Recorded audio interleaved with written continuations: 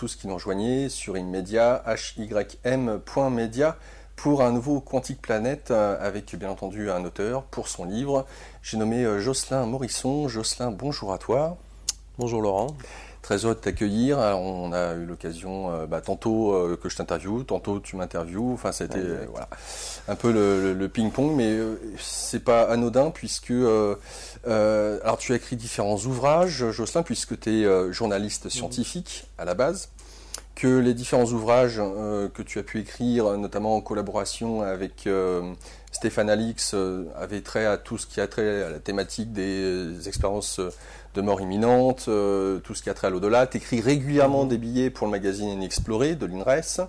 Tu as commencé à travailler pour tout ce qui a trait au phénomène psy, paranormal, mort imminente pour VSD. Tu es aussi animateur, tu écris aussi pour Nexus, tu accompagnes des figures de proue, entre guillemets, comme Philippe Guillemant ou Romuald Le Terrier.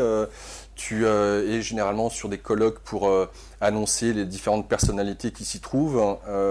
Et tu as écrit ce livre, L'ultime convergence, quelle spiritualité pour éviter le chaos. Alors avant de rentrer dans le vif du sujet, que j'informe les internautes de pourquoi ce livre.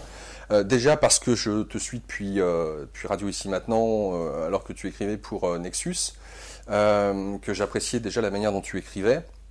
Et le souci du détail qui te caractérise, mais j'avoue avoir été bluffé par ce travail. Alors c'est un livre qui fait presque 300 pages, mais chaque page de ce livre est truffée de références. Il y a, alors la question que je me suis posée, parce que j'ai l'habitude de me prendre des notes pour un livre quand je reçois un auteur, et là j'ai 6 pages pleines et entières de notes, d'annotations, pour qu'on puisse se repérer dans ce dédale, parce que c'est vraiment ça, il y en a énormément. Et la question que je me suis posée, c'est comment a-t-il pu faire pour rassembler autant de références et en faire quelque chose de cohérent? Parce que je dirais que ce livre m'a bluffé. Pour moi, il est à l'image d'un livre qui m'avait vraiment beaucoup touché, beaucoup plu, de Maxence Laillé, qui est L'énergie secrète de l'univers, lui-même journaliste scientifique. Et là, j'ai retrouvé ce souci du détail, j'ai retrouvé la capacité que tu as eue à mettre en lien des choses qui peuvent paraître des fois très éloignées, mais pas tant que ça au regard des dernières découvertes scientifiques, parce que c'est vraiment ça. Cette ultime convergence, c'est de pouvoir créer des ponts entre science, conscience, mysticisme, spiritualité, bref, autant de points sur la circonférence du cercle qui viennent converger vers un point focal, un point central. Tu déblais donc, à mon sens, pas mal de croyances, pas mal de on-dit, et les internautes qui vont suivre cette émission auront l'occasion d'en avoir pour leur méninge, pour leur cerveau, aussi bien hémisphère droit qu'hémisphère gauche, parce que c'est foisonnant d'informations. Et c'est pas anodin de pouvoir faire une sorte d'état des lieux de là où on en est dans les sciences cognitives, en neurologie, où est-ce qu'on en est dans cette approche que l'on peut faire sur qu'est-ce que la conscience, qui est le grand Graal aujourd'hui des neurosciences. Qu'est-ce que la conscience? Tu y rajoutes le mysticisme, tous ces grands maîtres spirituels qui ont traversé les âges, de pouvoir faire donc ces ponts, ces liens, et surtout, puisque le sous-titre est d'autant plus intéressant, quelle spiritualité pour éviter le chaos. D'ailleurs, c'est aux éditions Très Daniel. Vous avez toutes les références sur la page qui lui est consacrée sur Immedia. Il y a urgence. Il y a urgence parce que dans ce livre de surcroît, tu abordes l'économie, tu abordes la situation dans laquelle le monde, la planète Terre, les humains se trouvent, et son corollaire sur qu'est-ce qui a engendré ça et qu'est-ce que cela nous demande, nous, en tant qu'êtres humains. Donc ce livre, pour moi, est une mine d'informations. J'espère que vous serez nombreux, parce qu'on n'aura pas l'occasion d'aborder tout dans cette émission. Et à mon avis, elle va être longue. Je dis ça, je ne sais pas jusqu'où on va aller, mais elle risque d'être longue. Et je n'ai pris qu'à travers mes notes et ce qu'on pourra aborder avec Jocelyn que le sommet de l'iceberg. Si vous voulez encore plus de détails, parce que vous êtes généralement nombreux à intervenir sous les vidéos avec vos commentaires, si vous voulez des détails, allez encore une fois, tout est dans le livre. je le répète, mais il y en a qui ont peut-être un peu de mal à entendre ça. Donc on fait que survoler pour l'instant et on va essayer de vous faire apprécier la qualité de ce livre et de pouvoir vous aussi vous aider à faire ces fameux ponts. Voilà l'objectif de cette émission et pour moi un grand honneur de pouvoir t'accueillir parce que des livres comme ça, voilà, alors je suis long, excuse-moi Jocelyn, mais j'aimerais vraiment que les auditeurs entendent que on peut aborder des livres sur la spiritualité qui résonnent vraiment très fort. On peut aborder des livres sur la symbolique ou sur les sciences, sur la physique quantique, mais des livres qui ont l'occasion de faire tous ces ponts, ils sont très très rares. Je vous citais tout à l'heure Maxence Laillé et l'énergie secrète de l'univers. Et l'avantage d'avoir des auteurs comme toi, qui sont voilà, journalistes scientifiques, et on voit bien la différence qu'il y a avec d'autres auteurs qui peut-être prendraient ça un petit peu en survolant et qui joueraient peut-être plus sur la fibre de la résonance des mots, la poésie des mots, ce qui ne t'empêche pas, toi, de pouvoir en parler, et on va le voir, mais en même temps d'avoir ce souci du détail sur où est-ce qu'en sont les sciences aujourd'hui, cognitives, sur qu'est-ce que l'être humain, qu'est-ce que la conscience, comment nous fonctionnons, et qu'est-ce qui nous serait demandé de par notre nature, juste. Donc voilà, ce genre d'ouvrage est assez rare pour le signaler. Pour moi, c'est une des plus importantes émissions parce que justement, on aura l'occasion de faire tous ces ponts. Et que je peux voir, et j'imagine qu'il en est de même pour toi, parce que sinon tu n'aurais pas fait ce bouquin, qu'à l'heure actuelle, il y a toutes sortes de dogmatismes, que ce soit chez ceux qui sont à fond dans le spirituel, ceux qui sont à fond dans la matière, des scientistes purs et durs, zététiciens, et que, voilà, peut-être affranchissons-nous des dogmes ou essayons d'être ouverts à la différence et de voir ce qui nous rassemble plutôt que ce qui nous sépare. Alors Jocelyn, la première question que j'aimerais te poser, parce que j'ai quand même assez halluciné au regard de toutes ces infos et de toutes ces références, c'est comment tu as fait pour écrire ce livre? Parce qu'il faut donner une cohérence tout au long du livre, il faut amener petit à petit le lecteur à faire ce cheminement avec toi, et quand on voit toute la somme d'informations que tu donnes, on serait capable de se demander, mais oui, mais alors par où je commence, quoi? Oui, par où je commence, ouais. Eh bien, écoute, merci beaucoup Laurent pour cette introduction et cet éloge. En fait, je voudrais pas non plus faire peur à ceux qui nous regardent. C'est-à-dire qu'il y a beaucoup de références, il y a beaucoup d'informations, mais justement, j'ai pas voulu truffer le bouquin de notes de bas de page ou de renvois en fin de chapitre à tout ça, parce que moi, personnellement, en tant que lecteur, je trouve ça assez fatigant. Donc tout est dans le texte. Hein, tout est dans le texte et j'ai voulu rendre ça aussi fluide, aussi lisible que possible. Donc il y a un travail effectivement très important sur la forme. Sur le contenu, oui, il y a beaucoup d'infos parce que pour moi c'est un projet, si tu veux, que je porte depuis une quinzaine d'années en moi.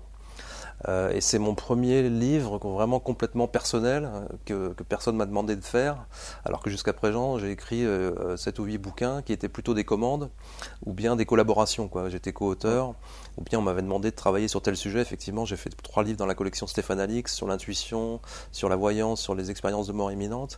C'est des sujets qui me passionnent depuis longtemps, hein. Le sujet des expériences de mort imminente, on pourra en reparler, mais c'est ce qui m'a amené en fait à tout ce questionnement qui aujourd'hui est vraiment un questionnement spirituel profond pour moi. C'est ça qui a changé un peu ma vision du monde, disons, c'est ce phénomène-là. Mais ce travail-là, c'est effectivement un travail de synthèse disons, ça fait 25 ans que je suis journaliste, mais ça fait 15 ans que je suis, enfin une vingtaine d'années que je suis dans ce milieu-là, et ça fait vraiment 15 ans que je me consacre quasiment exclusivement à ces domaines-là, qui sont les domaines, ce qu'on appelle dans l'inexpliqué, le paranormal, et qui pour moi amène nécessairement à un questionnement spirituel. Donc je me suis aussi intéressé à la spiritualité, aux religions, un peu à l'ésotérisme, à l'occultisme, tout ce qui tourne autour de ça. Donc il y a beaucoup d'informations parce que c'est un livre de journaliste. Hein, c'est pas des trucs que j'ai en tête, c'est d'abord un travail de documentation en fait. Hein, clairement, souvent on me dit dans tes articles, dans tes livres, il y a beaucoup d'informations, comment tu fais pour savoir tout ça? Mais je ne sais pas tout ça, je me documente. Alors bien sûr, aujourd'hui, il y a la magie d'Internet, mais je suis aussi quelqu'un qui lit beaucoup, je lis beaucoup de livres, je suis traducteur aussi, donc je lis en anglais, en français, des articles, je lis des thèses, je lis des articles scientifiques, je lis beaucoup de revues, de magazines, etc. Donc c'est avant tout un travail aussi d'absorption d'informations et puis de décanter tout ça. Et voilà, au final, effectivement, dans ce livre, j'essaye d'avoir une vision globale de tout ça. Parce que pour moi, tous ces phénomènes inexpliqués, tout ce qui ressort, tout ce qui fait partie du paranormal ou ce genre de trucs, ça n'a pas d'intérêt en soi, en fait. Finalement, bon, c'est fascinant, au départ, ça suscite la curiosité, ça titille comme ça, mais qu'est-ce qu'on en fait de tout ça, comme dit mon pote Romuald Le Terrier, qu'est-ce qu'on en fait de tout ça? Et l'intérêt, effectivement, c'est comment est-ce qu'on intègre ça, et comment est-ce que ça transforme notre propre vision du monde et notre comportement aussi, parce que c'est pas juste d'avoir une vision du monde, d'avoir des convictions, d'avoir des idées, c'est comment on se comporte dans le monde et comment on essaye par son comportement d'améliorer un petit peu le monde dans lequel on vit. Donc c'est ça que j'ai voulu faire avec ce livre, parce que effectivement c'est un livre qui tire un peu vers la philosophie quand même, hein. Parce que pour moi, cette convergence dont je parle, c'est une convergence entre la science, la philosophie et la spiritualité, clairement. Donc ça repose à la fois sur effectivement une intégration du travail de la raison. La raison, c'est la science, c'est la philosophie. Et c'est aussi, quand on parle de spiritualité, on est obligé de parler aussi de vécu, d'expérience intérieure. Ça peut pas être juste de la théorie, ça peut pas être simplement des lectures, des rencontres. C'est aussi comment est-ce qu'on le vit soi-même, est-ce qu'on fait de la méditation, est-ce qu'on fait ceci, cela. Après, ça relève de l'intime, évidemment, hein. Si on est croyant, si on n'est pas croyant. Moi, j'ai une approche à la base qui est agnostique, si tu veux. Même si j'ai reçu une éducation religieuse que j'ai rejetée, comme beaucoup de gens à une époque. Donc pour moi, quand j'étais étudiant en sciences, la spiritualité, ça n'avait aucun intérêt. Ça relevait du fantasme, ça relevait de la pensée magique. Et j'y suis revenu donc via, comme je te l'ai dit, les expériences de mort imminente, parce que c'est un phénomène qui m'a complètement intrigué. J'ai rencontré des témoins, j'ai rencontré des chercheurs, et voilà, et à partir de ça, ma vision du monde a changé. Donc dans ce travail-là, c'est la synthèse de 15 ans aussi de recherche, de réflexion personnelle, mais aussi de rencontres. Et le matériau de base, c'est quand même des articles, effectivement, que j'ai publiés dans plusieurs revues, que tu as cité, comme Nexus, Inexploré, un peu le monde des religions. Les premières collaborations que j'ai faites, c'était Nouvelles Clés, les VSD hors série sur les phénomènes inexpliqués aussi.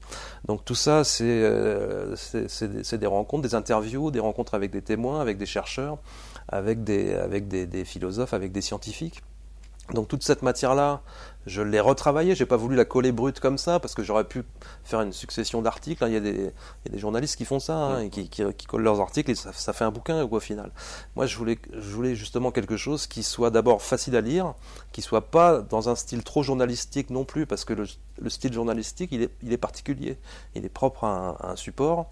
On colle un peu à l'actualité aussi, il y a un ton qui n'est pas le même que dans un livre, alors que dans un livre, en plus, on n'a pas la contrainte du volume, quoi, hein. Ça, tu connais le problème, comme journaliste en presse écrite, le principal problème, c'est qu'on est contraint par la place, et on est obligé de se limiter, on est obligé d'aller à la concision, on est obligé de laisser de côté certaines idées, certaines informations aussi, alors que là, la liberté du livre, c'est de pouvoir mettre ça dans la longueur, sans non plus vouloir assommer le lecteur ou l'impressionner ou quoi que ce soit. Mais là, tout ce qui me semblait important, du coup, dans les sujets que j'avais pu traiter comme journaliste, là, je pouvais le mettre, tu vois, en récupérant des données que j'avais pas utilisées, en retravaillant un truc, et surtout, effectivement, en essayant de donner une fluidité, une cohérence à l'ensemble, et notamment dans la façon dont j'articulais les parties.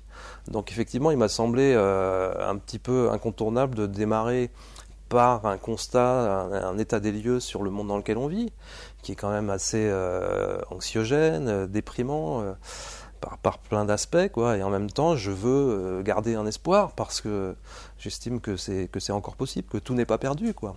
Comment tu as choisi le titre du livre? Parce que pas évident d'appeler... j'aurais eu tendance à appeler ton livre Révolution. Mais révolution pas dans le sens où peut-être on l'entend, mais sur le fait de faire un tour sur soi-même, hein, dans ce sens-là, hein. Parce que là tu parles de l'ultime convergence. Bon, déjà ultime, on sent que c'est comme si c'était passé par le chat de l'aiguille. Et puis quelle spiritualité pour éviter le chaos. Voilà, le sous-titre annonce un peu la couleur. C'est grosso modo, soit ça passe, soit ça casse. En tout cas, le titre en lui-même, il est assez, j'allais dire, provocateur et pas forcément optimiste de prime abord. Alors, je vais te dire la vérité, mon titre de travail, c'était pas ça, c'était La prochaine fois. Parce que moi, j'aime les mots, j'aime jouer avec les mots. Et donc, ça fait des années que j'ai ce titre en tête, La prochaine fois, FOI. Hein, donc c'est quelle nouvelle spiritualité pour le monde dans lequel on vit. Et donc c'est le titre que j'ai donné à mon blog, c'est un titre que j'ai déjà utilisé dans des articles, etc. J'aime bien faire des jeux comme ça avec les mots. Et donc j'avais ce titre en moi que je portais depuis longtemps qui était La prochaine fois. Et mon éditeur pensait que le mot foi en fait peut faire fuir un certain nombre de personnes parce que ça renvoie à la croyance, ça renvoie à la religion. Et justement, on est dans une période où les tensions sont très exacerbées entre les athées, les croyants, les religieux, etc. Donc le mot foi posait problème. Donc on a réfléchi à d'autres choses et puis et voilà, et l'ultime convergence est sortie comme ça. C'était un sous-titre que j'avais pour un titre générique qui aurait été Science et spiritualité. Hein, Science et spiritualité, on voit ça dans plein de bouquins, plein d'articles. Bon, c'est pas assez porteur en soi. Et donc l'ultime convergence est devenu le titre, alors que c'était plutôt au départ un sous-titre. Et puis je me le suis approprié finalement, j'ai accepté cette idée-là, j'ai trouvé que c'était pas mal. Il y a eu cette réflexion, ces allers-retours avec mon éditeur. Et puis, quelle spiritualité pour éviter le chaos? C'est pareil, ça s'est fait un petit peu au dernier moment. Il y avait un autre sous-titre à la base qui était Science, philosophie, spiritualité, qui était très plat, très neutre. Mais qui disait quand même, qui parlait clairement du contenu, quoi. Et puis on cherchait quelque chose de quand même plus accrocheur, plus frappant, quoi. Et donc les spiritualités pour éviter le chaos, ça m'est venu comme ça aussi parce que je crois que c'est encore possible effectivement d'éviter le chaos, même si on peut en parler peut-être plus tard. Certains pensent que pourquoi pas le chaos finalement. Je ne suis pas d'accord. Il y a, alors tu mentionnes un état des lieux, et c'est ce que nous allons aborder durant cette première partie, en tout cas une sorte de synthèse rapide des différents chapitres du livre et le pourquoi de ce livre. Après, on va rentrer dans le détail dans les autres parties de cette émission. Tu nous dis quelque chose qui, bon, évidemment, me parle, puisque j'ai beau avoir 10 ans d'écart avec toi, puisque tu es né en 65. 64, pardon. Je crois que tu as mis 65 dans le livre. Non, j'ai pas mis. J'ai mis que tu étais né au milieu des années 60. Je suis né en août 64, donc c'est pile le milieu. Donc, et depuis l'âge de tes 9 ans, t'entends que c'est la crise. Donc, tu dresses déjà un tableau sur, on va dire, un climat comme ça qui, tout au long des générations successives, ont eu tendance à nous dire, de toute façon, vous étonnez pas, c'est normal. Ouais, je démarre avec ça parce que cette notion de crise, je trouve c'est une gigantesque manipulation parce qu'il y a des gens pour qui c'est pas la crise. Je veux dire, il y a des gens depuis toute cette période, depuis 73, depuis le premier choc pétrolier, les accords de Bretton Woods et tout ça, tout ce que j'aborde dans mon introduction, dans ma première partie, on voit qu'il y a des gens qui se sont gavés, quoi. Et qui aujourd'hui sont les gens qui ont les mains sur les leviers, sur les commandes du monde, les grandes multinationales, les pouvoirs économiques, financiers, c'est surtout la toute-puissance de la finance, quoi, qui s'est révélée au cours de ces dernières décennies. Donc c'est pas la crise pour tout le monde, quoi. Donc cette histoire de crise, c'est une vaste manipulation, c'est sûr. Et en même temps, cette crise-là, pour moi, elle a un fondement profond qui est justement la crise du sens, en fait. On nous parle de crise économique, de crise financière, de crise écologique, de crise morale, de crise ceci, de crise cela.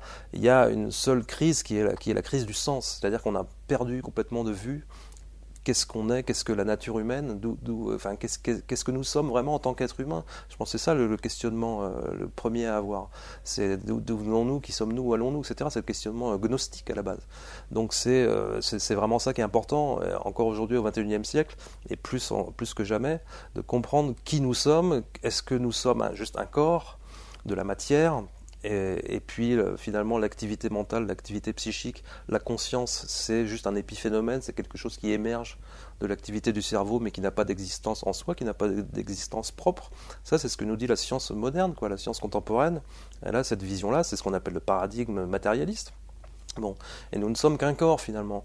Et moi, je suis convaincu que nous ne sommes pas qu'un corps, que nous sommes d'abord une conscience et que nous sommes secondairement un corps, que nous avons un corps et que nous sommes d'abord une conscience. Donc c'est quelque chose qu'on entend dans la bouche de plein d'auteurs, de plein d'enseignants spirituels. Hein. Donc ça a l'air d'être une espèce de cliché, d'être une banalité, mais pour moi c'est une vérité profonde et c'est extrêmement important de se questionner là-dessus. Donc la crise du sens, elle vient du fait que nous méconnaissons complètement notre véritable nature, notre nature profonde. Et c'est pour ça qu'on doit revenir au questionnement de Socrate, connais-toi toi-même, parce que ça commence par là, quoi. Si on veut comprendre le monde dans lequel on vit, on doit d'abord se comprendre soi-même, comprendre qui nous sommes. En plus, si on veut que le monde aille un peu mieux, il faut s'aimer un peu mieux les uns les autres, comme on dit, comme l'a dit une grande figure de l'histoire. Mais pour s'aimer les uns les autres, il faut d'abord s'aimer soi-même.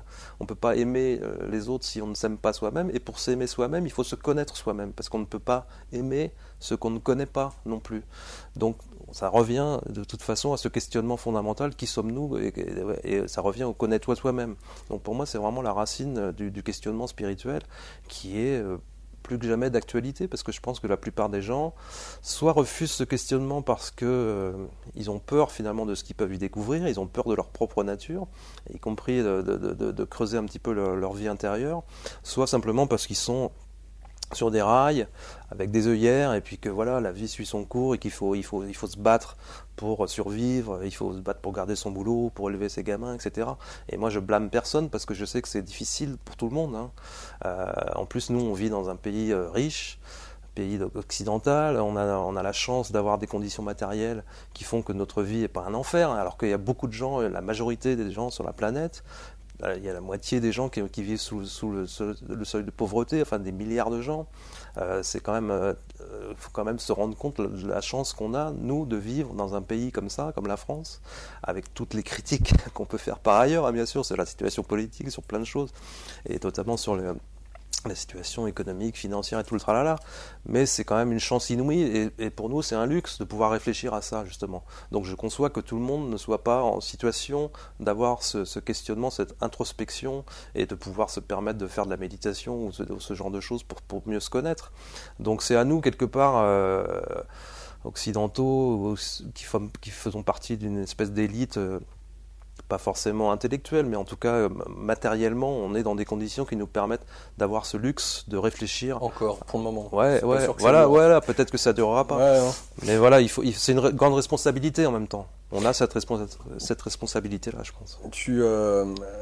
Alors, ce qui est important, c'est que ce livre n'est pas là pour blâmer qui que ce soit, tu viens de le dire.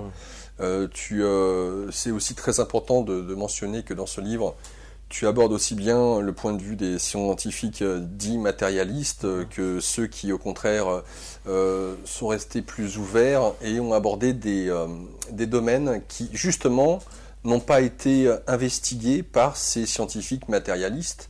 Et tu mentionnes d'une manière générale, et on rentrera dans le détail tout au long de cette émission, c'est par exemple toutes les expériences de mort imminente, est-ce qu'elles sont prises en compte, toutes les expériences des peuples premiers, est-ce que c'est pris en compte, tout ce qui a trait au mysticisme, tout simplement, à la gnose, au saint, on pourrait prendre Padre Pio par exemple, est-ce que tout ça c'est pris en compte, le phénomène ovni, est-ce que c'est pris en compte? Bref, autant de domaines qui sont là, qui existent pour des scientifiques qui ont resté avec cette ouverture de cœur, pourrait-on dire, cet état d'esprit d'ouverture, de dire tiens, alors on va voir, on va investiguer, on va chercher, mais sans pour autant dire non, ça n'existe pas, parce que ça ne peut pas exister au regard de ce que une majorité peut-être, je ne sais pas, de scientifiques aurait tendance à penser. Donc, et tu redéfinis justement ce qu'est la définition de quelqu'un qui se dit être scientifique. C'est-à-dire, on ne peut pas nier un fait sous prétexte que ça ne nous plaît pas. Ça, c'est pas de la science. Et de pouvoir l'intégrer à son monde et de chercher, d'investiguer pour essayer à travers différents angles, différents points de vue, voir ce qui aurait tendance à rapprocher. C'est ça, pour créer de nouvelles thèses, de nouvelles idées, de créativité, tout simplement. Oui, on est sous la domination de ce paradigme matérialiste qui a consisté à mettre justement de côté tout ce qui relève de l'esprit, en fait, de la vie de l'esprit, qui est considéré comme quelque chose qui n'a pas d'existence propre, qui n'a pas d'existence en soi. Donc la science a rejeté tout ça, a mis tout ça de côté en disant il faut décrire le monde de manière objective, et en décrivant le monde de manière objective, pour que le monde ne soit qu'un objet, en fait on a exclu le sujet. Or, le sujet, c'est la conscience, précisément, puisque qui voit, qui perçoit, c'est la conscience. Toute notre expérience du monde, elle passe par une expérience de conscience. Si tu n'es pas conscient, tu n'as pas d'expérience du monde. Mais si tu es conscient, tu as une expérience du monde, soit dans un état normal de veille, soit dans un état de rêve. Parce que c'est une forme de conscience. Et tu as une autre expérience du monde. Tu as une expérience qui est le rêve, mais qui est porteuse de sens. Et on a des grands penseurs qui ont travaillé là-dessus, comme Jung. Moi, je suis très intéressé, très inspiré par Jung. Donc il faut bien prendre conscience de ça, c'est que toute notre expérience du monde, elle passe par la conscience. Et la conscience, qui dit conscience, dit sujet, c'est le sujet qui perçoit le monde. Donc toi, tu perçois le monde d'une manière différente de moi. On peut se mettre d'accord sur un certain nombre de choses, mais je ne peux pas avoir accès à ton expérience consciente du monde. Donc en fait, ce projet d'objectivation du monde, il date des Grecs, il a consisté à mettre de côté le sujet, pour avoir une image justement objective du monde. Et on s'aperçoit que c'est plus tenable aujourd'hui, avec notamment la révolution de la physique quantique qui date du début du XXe siècle. On s'est aperçu que le sujet revenait par la fenêtre finalement, qu'on ne pouvait pas le mettre de côté. Voilà, parce que quand on sonde la matière à l'échelle infinitésimale, à l'échelle microscopique, à l'échelle subatomique, à l'échelle des atomes et en dessous, et bien on s'aperçoit que la matière n'a pas d'existence en dehors de l'observation qu'on en fait, en dehors de l'expérience qu'on en a. Donc on parle d'interprétation relationnelle ou contextuelle. Il y a une relation entre un système quantique, bon, je ne vais pas rentrer dans les détails maintenant, mais entre un objet quantique et le système de mesure qui l'observe, et cette relation, on ne peut pas la casser, on est obligé d'en tenir compte. Et ensuite, il y a une interaction avec l'acte même d'observation. Donc tout ça, ça forme un tout en fait. Donc clairement, la matière, telle qu'elle nous apparaît, elle est indissociable de l'acte d'observation qu'on en a, et donc de l'expérience du sujet, de l'expérience à la première personne.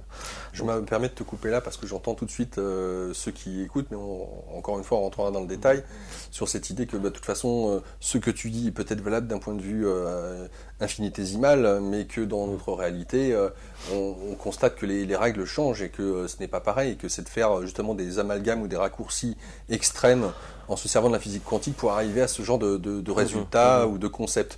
Encore une fois, là, on a tracé les grandes lignes et on rentrera dans le détail. Justement, on verra les différentes thèses, concepts qui sont abordés au regard de ce que tu viens de nous dire.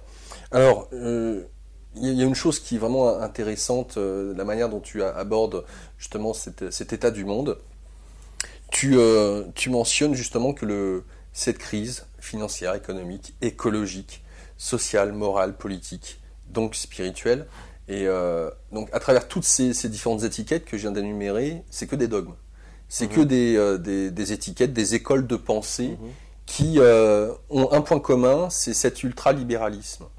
Et quand tu parles d'ultralibéralisme, parce que c'est lié à notre rapport au monde, à savoir l'argent est une énergie, on s'en sert pour faire des choses magnifiques, mais on s'en sert aussi pour faire l'inverse.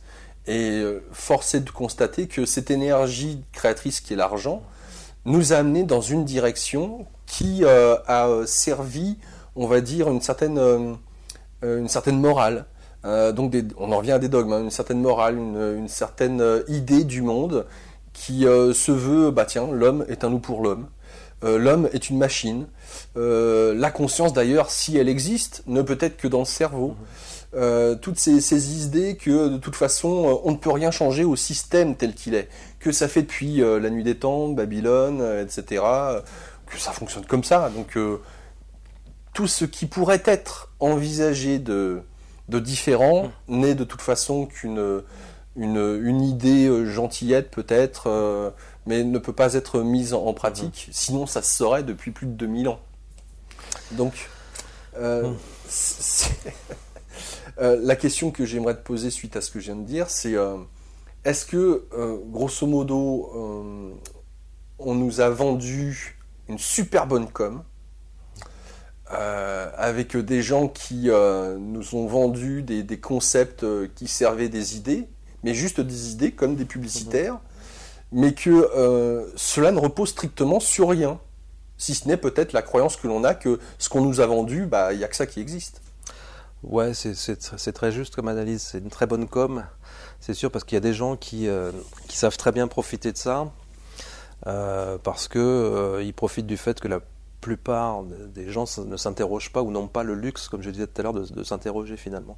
Mais la vérité, c'est que la science elle-même, elle sait que dalle. Je veux dire, la matière visible, c'est 5% de la matière de l'univers. On sait qu'il y a cette fameuse énergie sombre, cette matière noire, ça constitue 95% de l'univers. Donc l'univers tel qu'on le perçoit, enfin ce qu'on peut en percevoir, ce n'est que 5%. Donc déjà, ne serait-ce que ça, ça prouve qu'il nous reste tout un tas de choses à découvrir, à comprendre. On voit bien que la science, et moi je suis de formation scientifique, je crois en la science, je crois au progrès de la science. Et donc, je ne suis pas un critique, je ne pourfends pas la science, je pourfends les dogmes, effectivement, les paradogmes en l'occurrence, parce que c'est des croyances qui sont figées et qui sont du même ordre que des croyances religieuses finalement. Donc dire c'est comme ça, on a telle nature, on est juste un corps, la conscience c'est un épiphénomène, ça n'a pas d'importance, c'est de la croyance. On voit bien que justement plus les connaissances progressent et plus au contraire, dans le domaine des états modifiés de conscience, etc., il y a tout un tas de choses à découvrir et qu'il y a du sens dans les expériences de mort imminente, il y a du sens dans le moindre rêve, il y a du sens dans la méditation, etc. Et aujourd'hui on voit bien que des trucs comme la méditation, ou même les rêves et tout ça, l'intuition, ça fait la une des magazines mainstream. Je veux dire, tu as ça en une de l'Express ou du Point, tu vois, maintenant, tu pouvais pas imaginer ça il y a 10 ou 15 ans en arrière, parce que c'était pas sérieux, tu vois. Le fait de la méditation, alors il y avait la mode du yoga, après c'est un peu passé, mais ça revient là en force, mais il y a un peu des cycles aussi, mais tout ce qui était méditation, etc., c'était considéré comme un espèce de passe-temps débile pour des gens un peu perchés, branchés bouddhisme, etc., ça n'avait pas d'importance, alors qu'aujourd'hui on sait que la méditation modifie les structures cérébrales. Il y a des études scientifiques super sérieuses qui montrent que ça modifie la façon dont les neurones sont connectés, que c'est bon pour la santé, que c'est bon pour l'espérance de vie, la longévité, etc. Donc tout ça c'est des choses qui aujourd'hui sont objectivés parce que la science fait ces progrès-là. Donc effectivement, on nous a vendu que l'homme était comme ça, qu'on était un loup pour l'homme, enfin que l'homme était un loup pour l'homme, ce qui est une vraie insulte pour les loups, parce que les loups sont des animaux extrêmement solidaires. Donc nous sommes des loups agressifs les uns pour les autres, quand nous méconnaissons notre véritable nature. Et notre véritable nature, c'est quelque chose qui ressort justement de l'étude des expériences de mort imminente ou des états modifiés de conscience en général.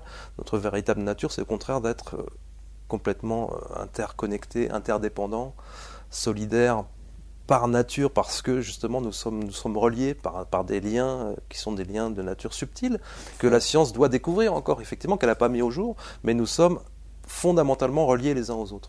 D'ailleurs, c'est très intéressant ce que tu dis. Alors, tu donnes que finalement, cette perte en avant de sens qui nous a amené à utiliser cet outil superbe qui est l'argent, mais pour finalement servir un sens très profond de l'égoïsme ou de l'individualisation de l'individu.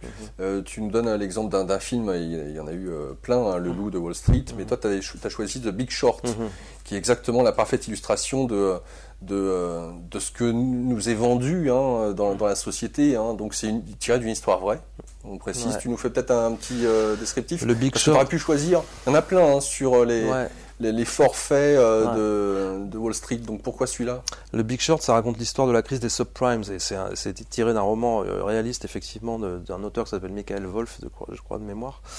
C'est un roman, c'est pas une histoire vraie. Hein. Oui, c'est un roman, mais qui repose sur des faits réels, hein, je crois. C'est un récit, quoi. Ouais. Le mec, il connaît très très bien le sujet, en tout cas. En tout cas, le film montre ça aussi de manière ultra réaliste, comment la crise des subprimes a émergé. Je rentre pas dans les détails techniques, mais effectivement, il y a des gens qui ont compris qu'ils allaient pouvoir se gaver. Et je raconte une scène dans mon introduction du film qui, pour moi, était surréaliste, parce que les jeunes loups, justement, de la finance, qui ont compris qu'ils allaient pouvoir faire des culbutes colossales, sauter au plafond, parce qu'en plus la scène se passe dans un casino, donc ça illustre bien le fait que tout ça c'est un jeu, quoi. Finalement ça n'a pas d'importance, alors que là, en réalisant qu'ils allaient faire des fortunes colossales, ils ont leur mentor qui leur dit mais attendez les gars, vous réalisez que ça veut dire qu'en même temps des tas de gens vont devenir super pauvres, vont perdre leur boulot, vont perdre leur maison, vont perdre leur femme, etc. et peut-être vont perdre la vie, et c'est ce qui s'est passé. C'est ce qui s'est passé. Tu as une poignée de mecs qui ont fait des fortunes, des millions de dollars, des centaines de millions de dollars, et puis tu as des millions de gens qui, eux, ont tout perdu, ont perdu leur maison, ont perdu leur boulot, ont tout perdu. Et ces gens-là qui étaient impliqués dans cette affaire des subprimes, dans cette crise des subprimes, et ne réalisaient même pas ça, parce qu'en fait, ils sont effectivement dans un monde clos, quoi. Soit c'est eux-mêmes, ils sont complètement dans l'individualisme, soit c'est juste les gens comme eux, c'est leur caste, en fait, c'est une logique de caste. Et c'est ça, moi, que je dénonce, parce que, effectivement, moi, la liberté, le libéralisme, je suis pas contre, je suis pour la liberté. Qui est contre la liberté, tu vois? Est-ce qu'il y a des gens qui sont contre la liberté? Non, à moins d'être cinglés. Donc la liberté, oui, mais le libéralisme façon ultra-libéralisme, parce que donc la liberté, c'est aussi la liberté d'entreprendre, si tu veux, tu vois? Donc après, la libre entreprise, tout ça, tout de suite, c'est des choses qui sont connotées politiquement. Moi, je suis pour la liberté d'entreprendre, je suis pour la liberté de créer son entreprise, de pouvoir en vivre, etc. Mais le libéralisme tel qu'il est devenu, le libéralisme ultra, c'est la guerre des uns contre les autres, et c'est la loi du plus fort. Et c'est ce qu'on a appelé, c'est ce que Jean Ziegler, qui est un diplomate suisse, qui est un penseur aussi, a appelé la reféodalisation du monde, c'est-à-dire le retour à l'ordre des seigneurs, quoi, des seigneurs et des serfs, quoi. Donc c'est clairement la loi du plus fort, et qui nous qui nous ramène au niveau préhistorique. Clairement. Donc là, si tu veux, ça c'est 2000 ans de civilisation, enfin c'est 10 000 ans de civilisation pour rien, quelque part, si on en revient à ces valeurs-là. C'est complètement absurde, quoi. Tu cites le philosophe André Comte-Sponville qui nous dit ceci, je cite, « Le capitalisme n'est ni moral, ni immoral, car il est amoral. » Donc, ce qui veut dire amoral, hein, pas concerné par la moralité. Ouais. Donc effectivement, pour reprendre l'exemple dans le film, ces jeunes loups qui voient le pactole qu'ils vont pouvoir se faire sur la misère des autres, ça reste quand même du domaine du virtuel, c'est-à-dire que le casino géant qui est Wall Street, ou toutes les grandes tribunes qui accueillent la bourse, ça reste du virtuel, ça reste des écrans, des chiffres qui apparaissent, mais la misère, est-ce qu'ils la côtoient réellement? Est-ce qu'ils voient l'impact concret suite aux actes qu'ils décident d'entreprendre? Je ne suis pas sûr, même s'ils le voient à la télévision, ça reste très loin, c'est à l'autre bout du monde. Il y a un aveuglement qui est lié à la culture américaine aussi, parce que la culture américaine, au départ, elle s'est construite sur un projet collectif, mais qui est devenu en fait une somme de projets individuels, quoi. Et on sait que la société américaine est hyper individualiste, c'est-à-dire c'est vraiment chacun pour soi, quoi. Et si tu réussis bien dans ta vie, tu as un devoir d'être non pas solidaire, mais caritatif, d'être charitable. Tu vois, contrairement à la société européenne où il y a de la solidarité, la société américaine, elle est caritative. Donc les gens qui ont vraiment plein de pognon... Oui, ça, c'est le côté catholique, alors que chez eux, le protestant... C'est protestant, voilà. Donc si tu as beaucoup d'argent, tu es vraiment incité à participer à des soirées caritatives, à donner du fric, effectivement, pour aider les associations, etc. Mais ça, en fait, cette démarche-là, elle consiste à aider quelqu'un qui est tombé à se relever. Alors que la solidarité, pour moi, c'est essayer d'empêcher que la personne tombe. Tu vois, c'est une démarche qui doit se situer en amont de ça. Le fait que nous soyons tous interdépendants, interconnectés, et que au fronton de la République, il y a le mot de fraternité, fait que nous avons cette exigence de solidarité qui consiste à empêcher les hommes de tomber. C'est pas regarde les hommes tomber, c'est empêche les hommes de tomber. Alors que dans la société américaine, c'est clairement, si tu tombes, c'est tant pis pour ta gueule, c'est ta faute, c'est ton problème, même si effectivement tu as des circonstances atténuantes ou quoi, peut-être que je vais t'aider à te relever, mais en tout cas t'es tombé, je t'empêche pas de tomber si tu veux. Donc c'est pour ça que les excès de la finance, ils sont très liés aussi à la culture, effectivement, protestante anglo-saxonne et en particulier aux États-Unis. Hein, mais pour revenir sur cette notion d'individualisation, c'est ça que je trouve vachement intéressant dans la démarche de Jung aussi, sur la distinction qu'il faisait entre l'individualisation et l'individuation. L'individuation, c'est vraiment le processus de se relier au soi, c'est-à-dire notre être intérieur. Après, il y a plein de façons de formuler ça. Bon. Mais l'individuation, c'est se relier à ce que nous sommes vraiment profondément. Et en fait, ce soi, il fait partie aussi d'un ensemble, justement, d'un inconscient collectif ou de notions comme ça. Une notion transcendante, en tout cas. Voilà, et qui nous relie tous les uns aux autres. Et par l'intermédiaire de ce soi, nous sommes reliés tous les uns aux autres. Alors que l'individualisation, c'est se relier à son ego, à son mental, simplement. Et ça, effectivement, le mental, lui, il est là pour son propre bienfait, quoi. Il ne travaille que pour notre propre bienfait. Donc, on veut, c'est l'avidité, c'est etc., accumuler les richesses, accumuler les marques de pouvoir, de puissance et ce genre de choses. Donc, c'est vraiment deux démarches qui sont complètement opposées, en fait. Et c'est justement, tu mentionnes qu'il y a une distinction très importante à faire entre la morale et l'éthique. Oui. Oui, parce que la morale, ça nous est donné de l'extérieur. C'est la morale religieuse, la morale chrétienne, c'est ce qu'on nous enseigne. C'est la culturelle, donc. La morale culturelle, c'est la morale républicaine, ce qu'on nous apprend à l'école, l'instruction civique, ce genre de choses. La morale, c'est quelque chose qui nous est donné de l'extérieur. Le distinguo que je fais, il est là. Alors que l'éthique, ça vient de l'intérieur. L'éthique, c'est ce qu'on ressent profondément en soi, dans son cœur, et qui nous pousse à faire le bien. Et tu vois les comportements éthiques quand il y a des catastrophes et qu'il y a une solidarité de fait entre les gens. Quand il y a des inondations, quand il y a des catastrophes climatiques, un type qui va sauver ses voisins d'un incendie alors qu'il les connaît à peine, etc. Là, on voit que ce sont des élans du cœur, et ça c'est ce qui nourrit pour moi une véritable éthique. Et les relations humaines, si on veut que le monde aille un peu mieux, il suffirait qu'elles soient un petit peu plus fondées sur l'éthique et un peu moins sur la morale. Et je pense que ça irait tout de suite beaucoup mieux. Ouais, cette fameuse éthique que l'on retrouve sur nos frontons de mairie ou dans la Constitution française. La fraternité, c'est le parent pauvre de la République. Liberté, bon, on peut critiquer. Égalité, non, mais fraternité, là, tout le monde a oublié déjà. Ouais. Donc cette fameuse éthique, voilà. Alors, comment est-ce qu'on a pu perdre de vue justement cette éthique? Est-ce qu'il a existé? Comment on en est venu à ce point à se raccrocher à la morale?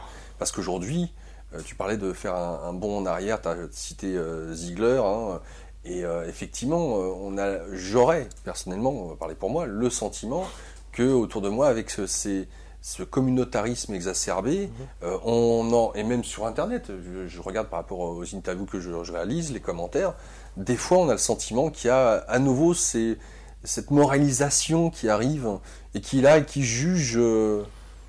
Comment on a pu perdre cette éthique? Si éthique il y avait auparavant, oui. Parce que on pourrait reprendre, il y a de ça, je sais pas, le Moyen-Âge, la morale, elle était avant tout avec le pouvoir religieux. Donc, est-ce que l'éthique, elle était sous-jacente à ça? Où est-ce qu'elle était, l'éthique? C'est important de préciser qu'effectivement, moi, j'ai pas la nostalgie d'un âge d'or qui, pour moi, n'a jamais existé, si tu veux. Je crois pas au c'était mieux avant. Je crois pas que le monde a jamais été parfait. C'est pas possible, tu vois. Si tu me dis j'aurais voulu vivre à telle époque dans tel endroit, je vais te dire mais tu sais à 150 bornes il y avait la guerre, où il y avait des massacres religieux, où il y avait ceci, où il y avait la misère, la famine, etc. Le monde n'a jamais été parfait. Donc les gens qui pensent que c'était mieux avant, à mon avis, c'est une analyse à courte vue qui souvent relève d'un déficit de culture historique, politique, etc. et qui surtout relève d'une nostalgie de l'enfance, parce que dans son enfance, on n'a pas de responsabilité, on se laisse porter, on a nos parents qui sont responsables pour nous, on est pris en charge par l'école, etc. Bon.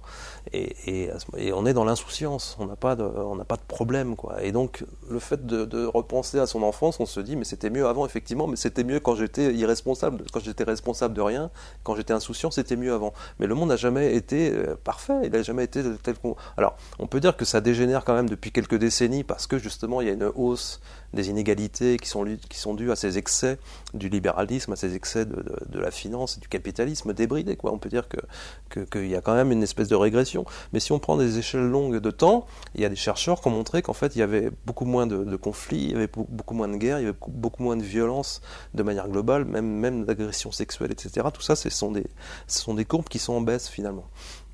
Donc il faut faire la part des choses, il faut voir la différence entre des échelles de temps courtes et des échelles de temps longues. On peut dire que sur ces dernières décennies, quand même, il y a une hausse des inégalités, on le voit bien, il y a beaucoup plus...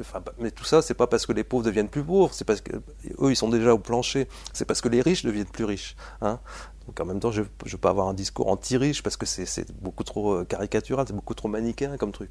Mais on voit bien qu'effectivement, il y a des gens qui accumulent des quantité de richesses qui n'ont plus aucun sens, quoi, et qui ne profitent pas au reste du monde, quoi. Donc est-ce qu'on a un jour vécu une situation dans laquelle l'éthique régnait? Non, sauf dans des poches peut-être quand la démocratie grecque s'est créée, ou j'en sais rien, tu vois, et même là, il y avait des inégalités, je pense, énormes, parce que tu avais l'esclavage. Bon, tu vois, donc je crois pas qu'il y a eu une période de l'histoire où on peut dire que l'éthique régnait partout, quoi. Elle a pu régner dans certains cercles, à certains moments de l'histoire, en certaines zones géographiques, mais clairement, si on veut que l'éthique règne au niveau global, c'est quelque chose qui nous reste à faire, qui reste à construire complètement, quoi.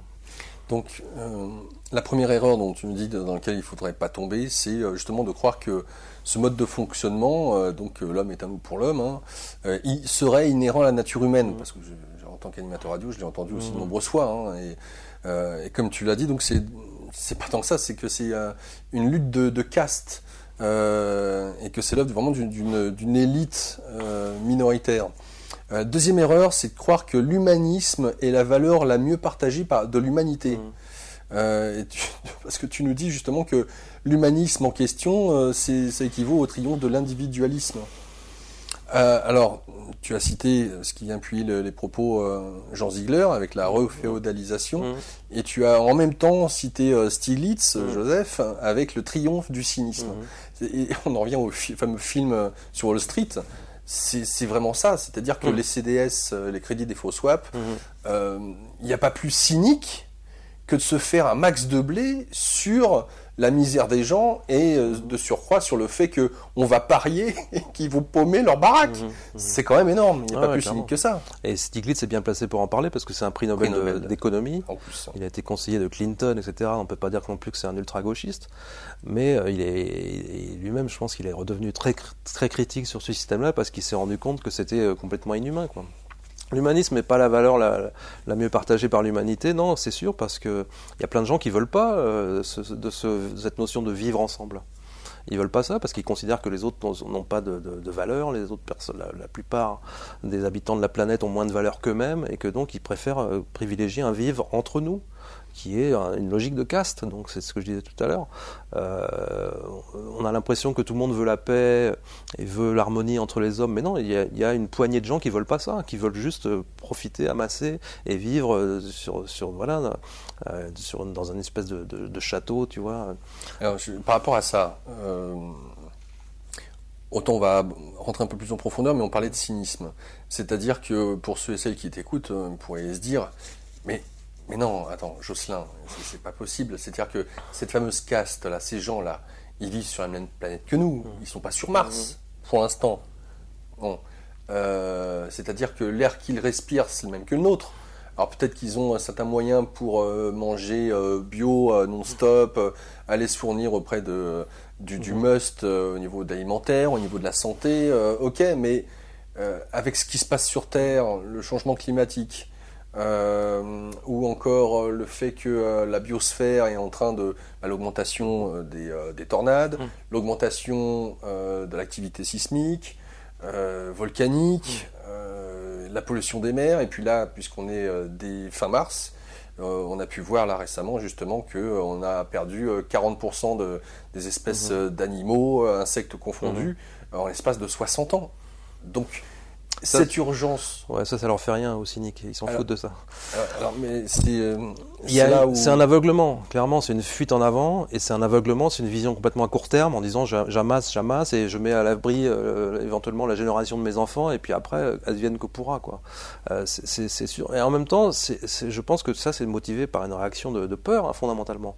Moi, je critique cette attitude-là, mais j'essaie de la comprendre aussi. Pourquoi est-ce que ces gens-là veulent absolument amasser toujours plus de richesses, fût-ce au détriment de la majorité de la population qui vit dans la misère, tu vois? Pourquoi est-ce qu'ils veulent ça? Parce que fondamentalement, c'est motivé par une réaction de peur, qui est la peur du néant, qui est la peur de la mort. En fait, la mère de toutes les peurs, c'est la peur de la mort.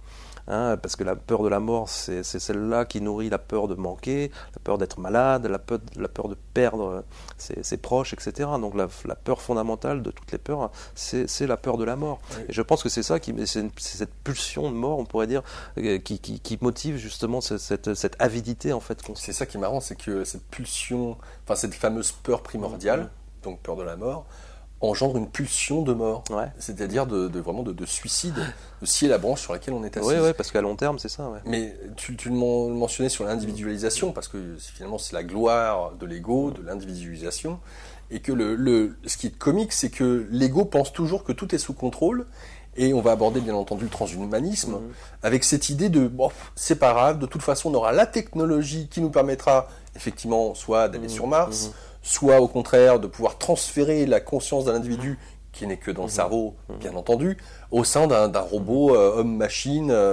Donc il y a déjà pour eux, de toute façon, cette idée que, qu'importe le problème, ils auront la solution. C'est ça, non ? Ouais, c'est une espèce de fantasme, en fait, de croire que la technologie, effectivement, va les sauver de toute façon de la crise écologique, des problèmes d'atmosphère, de toutes ces choses-là, mais c'est fondamentalement irrationnel, c'est sûr, parce que la technologie, elle a sa limite aussi, et puis de toute façon, là, il y a une telle urgence qu'on voit bien que la technologie, pour l'instant, elle n'est pas à la hauteur, on n'est pas capable de transférer sa conscience dans un ordinateur, et on n'est pas capable non plus d'envoyer des êtres humains pour coloniser Mars ou une autre planète, et de toute façon, ça c'est pareil, c'est aussi une logique élitiste, parce que ça ne concernerait qu'une poignée de gens, hein. C'est-à-dire moi et mes semblables, quoi, tu vois, mais pas la majorité de la population, évidemment, quoi. Je reviens sur ce que tu as mentionné un petit peu en amont, concernant l'état d'esprit de la philosophie. Hein, donc on en revient à la Grèce antique, parce que c'est très important. Tu nous invites à nous poser des questions sur ce qu'est notre propre nature. Alors, il faudrait peut-être s'entendre sur qu'est-ce que c'est que ce terme, ou quand on parle de la nature humaine, hein, c'est quoi ? Ouais. Juste avant ça, je reviens sur ce que tu disais à propos de Comte Sponville, que je cite sur le capitalisme est moral. Est-il moral ou amoral ou immoral? Non, il n'est pas concerné par la moralité, il est amoral. Mais quand je dis ça, je dis mais le capitalisme, oui, parce que le capitalisme c'est une entité virtuelle, mais les gens qui font le capitalisme, ce sont des êtres humains, ce sont des hommes et quelques femmes, surtout des hommes, qui eux sont concernés par la moralité. Tu vois, donc l'argument de Comte Sponville, il ne tient pas de ce point de vue-là. Parce qu'on ne peut pas dire qu'eux sont des gens qui ne sont pas concernés par la morale. Ils sont concernés par la morale et par l'éthique. Sur la nature humaine, effectivement, je pense qu'il y a un contresens aussi fondamental qui est de dire que la nature humaine, c'est d'être un animal sauvage. Quand on dit l'homme naturel, après il y a eu Rousseau et tout ça, quand on réfléchit sur la socialisation, le contrat social et tous ces trucs-là, mais la nature humaine, pour beaucoup de gens, c'est l'état sauvage, c'est l'état d'agression et qui fait de nous justement un loup dans une vision fausse justement de ce qu'est la vraie nature du loup. Pour moi, la nature humaine, c'est pas ça. La nature humaine, c'est ce que nous sommes vraiment profondément au fond de nous-mêmes, mais que nous avons encore à découvrir, que la science justement a à découvrir, que c'est pas encore quelque chose que la science connaît. Les questions qui sommes-nous, d'où venons-nous, où allons-nous, elles restent complètement présentes, elles restent complètement d'actualité. La science n'a pas répondu à ça, elle n'a pas répondu à qui nous sommes vraiment. Donc on voit bien qu'à travers justement tout un tas d'expériences, comme les états modifiés de conscience, ce qu'on peut vivre dans des situations comme ça, à travers ces phénomènes-là, ça dit des choses sur notre nature qui n'ont rien à voir avec cette idée de nature humaine qui serait d'être un être sauvage simplement et qui a été rendu civilisé par l'histoire, quoi. Donc pour moi, la question de la nature humaine, ça renvoie à ce que nous sommes vraiment profondément au fond de nous, et pas à ce que nous étions quand on était homme préhistorique, quoi, si tu veux. Donc c'est complètement, il y a un contresens fondamental, quoi. Et je pense qu'effectivement, je le dis beaucoup dans le bouquin, qu'on vit contre nature, à la fois contre la nature qu'on détruit, qu'on pille allègrement autour de nous, la nature au sens de l'environnement, et contre notre propre nature humaine, parce que notre propre nature humaine, c'est pas d'être des êtres compétitifs, en compétition les uns avec les autres, c'est d'être des êtres collaboratifs, qui travaillent les uns avec les autres, qui se soutiennent les uns les autres, qui sont fondamentalement fraternels et solidaires, et que notre vraie nature, c'est celle-là.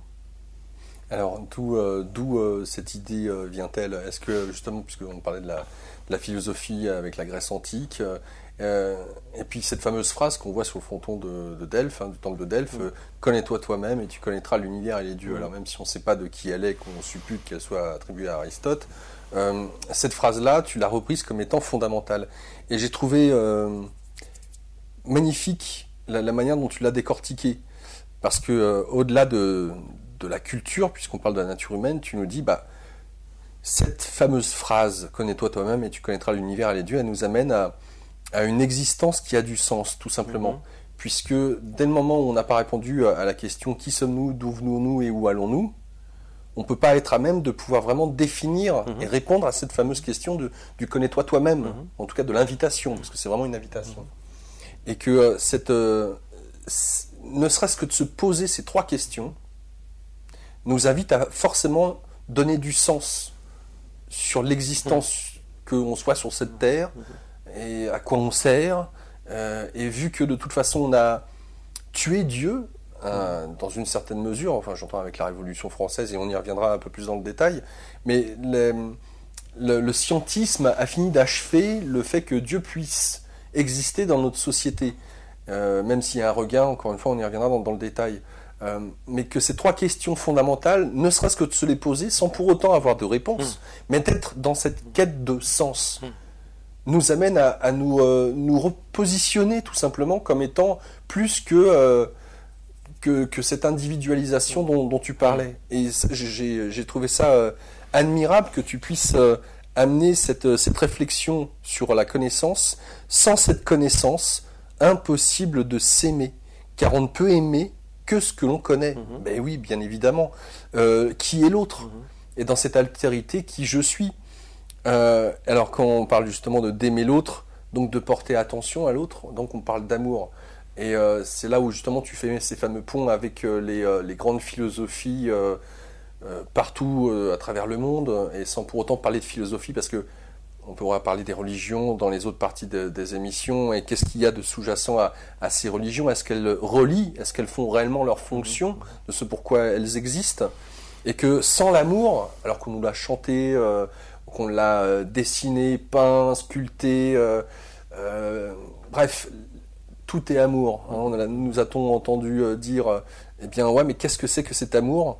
Et que cette notion d'amour ne peut rentrer en considération qu'avec ces fameuses questions, ces 3 questions, cette quête de sens, et que tout commence par soi-même.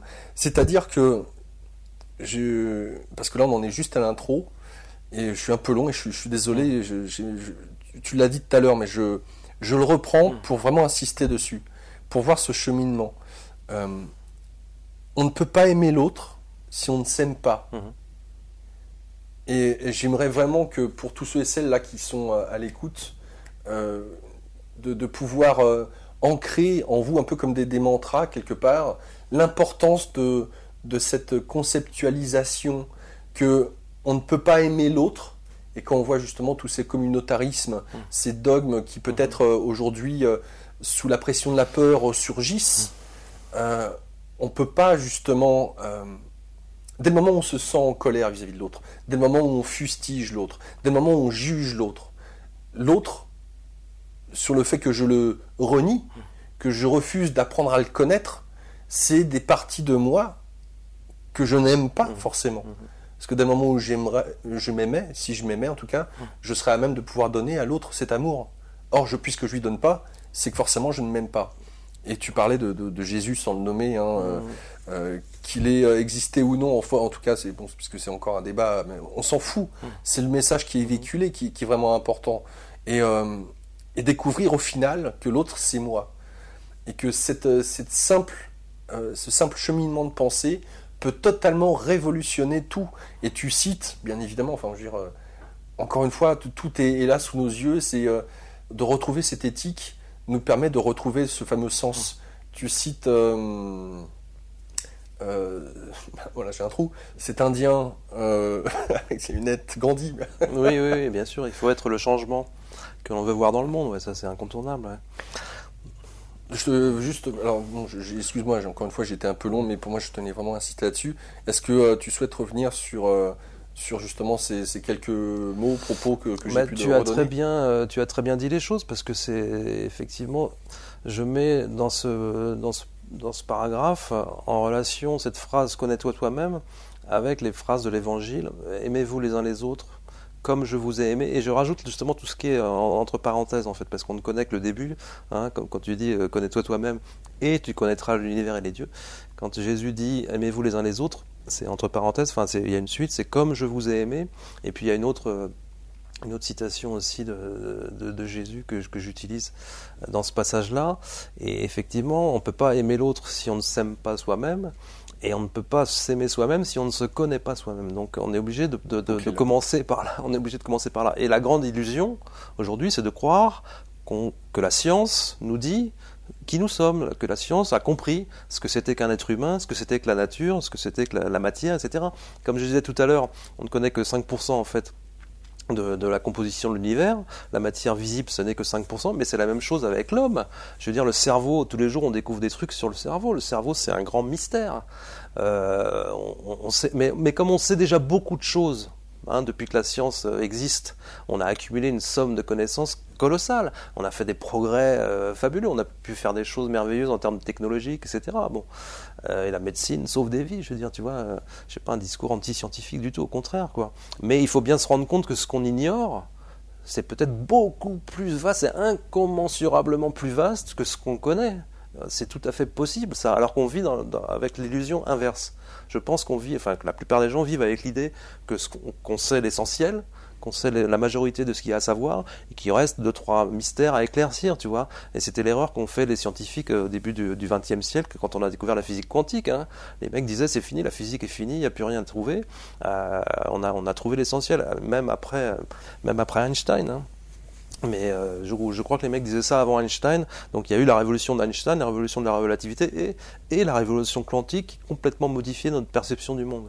Donc c'est vraiment un péché d'arrogance que de croire qu'on sait aujourd'hui ce qu'est l'être humain. Je veux dire, et le grand mystère, effectivement, comme tu l'as dit en introduction, c'est la conscience. Qu'est-ce que la conscience?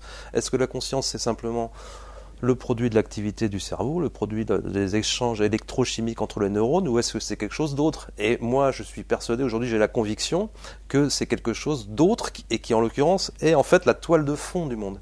Et là, moi, j'ai trouvé une source d'inspiration illimitée dans le Vedanta, dans l'hindouisme, parce que eux, ils ont cette réflexion-là qui a été reprise ensuite par le bouddhisme, et il y a aussi une part de cette réflexion-là qui est dans la tradition occidentale. Il ne faut pas non plus croire que les orientaux ont tout trouvé, hein. Et puis dans la philosophie grecque aussi, hein, je veux dire. Mais quand tu te plonges dans les racines de l'hindouisme, dans le Vedanta, etc., tu t'aperçois qu'ils ont réfléchi à ça d'une manière extrêmement profonde et que ça a duré pendant des millénaires, et qu'ils nous disent, eux, que la conscience est en fait la toile de fond du monde, c'est une entité primordiale, c'est premier, ça vient avant, la conscience vient avant.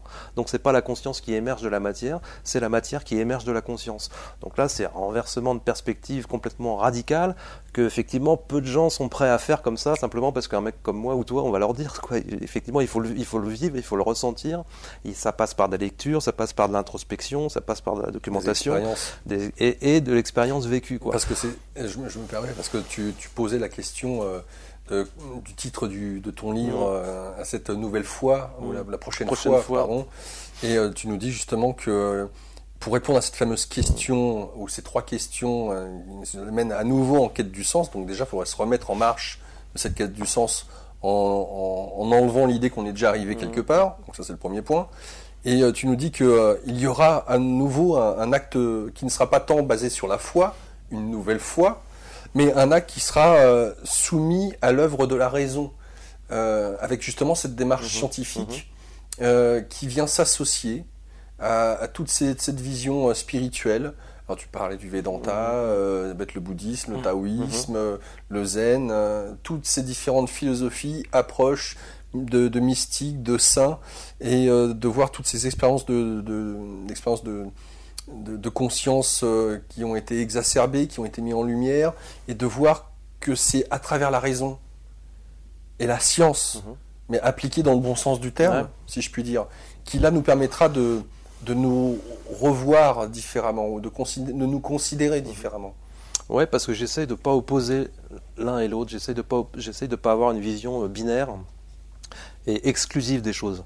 en disant la philosophie bouddhiste ou hindouiste a tout compris et la science occidentale n'a rien compris. Je crois à une synthèse, à un équilibre de ces deux approches du monde qu'on peut aussi ramener à cerveau droit, cerveau gauche, intuition, raison, etc. Je ne veux pas opposer ces choses-là, j'essaye d'avoir une vision intégrative et justement c'est pour ça que je parle d'ultime convergence, parce que pour moi tout ça, ça va complètement dans le même sens. Alors, et on est piégé par la logique binaire quand même, il faut le dire ça. On est piégé par la logique d'Aristote, qui est la logique du tiers exclu, comme tu sais, qui consiste à dire que c'est de deux choses l'une, quoi. Il n'y a pas de tiers, il n'y a pas de tierce possibilité, c'est de deux choses l'une. Donc une porte est ouverte ou fermée, mais ça c'est pas valable pour plein de choses. Il y a plein de choses pour lesquelles il y a des possibilités intermédiaires, il y a des nuances. Si tu prends le noir et le blanc, c'est complètement ignoré si tu ne considères que ces deux réalités-là. La nuance, la palette de l'arc-en-ciel, quoi, qui est extrêmement riche. Donc il faut quand même se rendre compte que notre logique nous piège, elle nous piège, elle piège tous nos raisonnements. Parce que, alors là où j'ai trouvé gonflé sans l'être, parce que quelque part tu y vas de ton de ton étiquette de journaliste sérieux, et franchement on pourrait pour ma part je doute pas, tu vois, au regard de la sonde d'info, et puis t'as donné aussi bien la parole à ceux qui pensent blanc que ceux qui pensent noir, et ceux qui pensent gris clair, gris foncé. Donc tu les as tous nommés, même si tu élabores un cheminement de pensée qui est la tienne, hein, donc vraiment subjective, mais en énumérant vraiment toutes les parties. Et tu as été quand même jusqu'à mentionner le phénomène OVNI. Pourquoi ? Tu nous dis, voilà, il y a deux questions fondamentales qu'il s'agit d'aborder. C'est, puisque tu nous parlais de la peur, et la peur est cause de cette dissension dans le monde, la peur est cause de division, hein, le diable, pour reprendre cette image archétypale. Y a-t-il une vie après la mort ? Voilà, pour éliminer peut-être un petit peu la peur qu'on pourrait avoir de mourir. Tu nous dis donc que les expériences de mort imminente, justement, sont là pour nous montrer peut-être qu'il y aurait quelque chose. Et qu'est-ce qu'il y aurait et comment ça fonctionne, comment on peut rentrer en contact avec, entre guillemets, l'autre côté. Et la deuxième question, c'est, sommes-nous seuls dans l'univers ? Et sous-jacent à cette fameuse deuxième question, qui amène la peur, vient celle du phénomène OVNI. Et là, tu nous dis, c'est quelque chose d'énorme, ce phénomène. C'est déjà d'une part parce que ce phénomène OVNI n'est pas réellement encore pris au sérieux, en tout cas en France. Je te laisserai développer comme tu le souhaites. Qui nous amène vraiment cette question fondamentale de l'altérité. C'est-à-dire que là, pour le coup, on sort peut-être un peu de notre nombrilisme humain, voilà, et que s'il y avait l'autre, et en même temps de toutes les questions sous-jacentes au fait que, hein, tu sais, cette fameuse phrase, s'ils existaient, pourquoi ils ne sont pas atterris, pourquoi est-ce qu'on ne les voit pas, voilà, donc les différentes théories par pas uniquement des ufologues, hein, des scientifiques, des penseurs, des philosophes qui sont penchés sur la question, et de se dire que l'homme puisse entrevoir qu'on est comme un zoo, et que nous sommes regardés par ces êtres comme un peu des animaux inférieurs, justement peut-être au niveau de la conscience, c'est extrêmement dégradant pour nous, qui justement avec notre ego, hein, société de l'individualisation, se croit être arrivé au bout du chemin et sommes le summum de ce qu'il y a de plus magnifique dans l'univers. Donc ces deux questions-là, il faut les poser, elles sont fondamentales. Or, la plupart du temps, on ne les pose pas, parce qu'elles dérangent fondamentalement. Ouais, je pense que c'est pour ça qu'elles ne sont pas posées, effectivement, parce qu'elles dérangent, parce qu'elles perturbent complètement la vision que nous avons de nous-mêmes. Et en même temps, donc sur la question, y a-t-il une existence après la mort ? Parce qu'une vie après la mort, c'est une contradiction dans les termes, donc j'essaye d'être prudent dans la façon dont je formule les choses, et je pense qu'on peut parler d'une forme d'existence après la mort, et qui effectivement est suggérée par des expériences comme les expériences de mort imminente, mais pas seulement ça. Il y a tout un corpus de phénomènes, il y a tout un ensemble de données qui suggèrent qu'au moins cette hypothèse est complètement rationnelle. Donc encore une fois, ça veut dire que la raison, elle a besoin d'analyser ça et de réfléchir à ça, mais au moins de considérer ces données-là. Et à l'heure actuelle, c'est pas suffisamment fait. Il n'y a qu'une poignée de scientifiques qui s'intéressent à ça de manière rationnelle et sérieuse. Pour les autres, c'est du fantasme, c'est de l'illusion et de la projection, quoi, de la pensée magique. Sur la question « sommes-nous seuls dans l'univers ?» aujourd'hui, c'est une question qui est prise au sérieux par plein de gens, on va dire, par des scientifiques, mais qui est soigneusement dissociée du dossier OVNI. Et ça, c'est un enseignement en soi, en fait.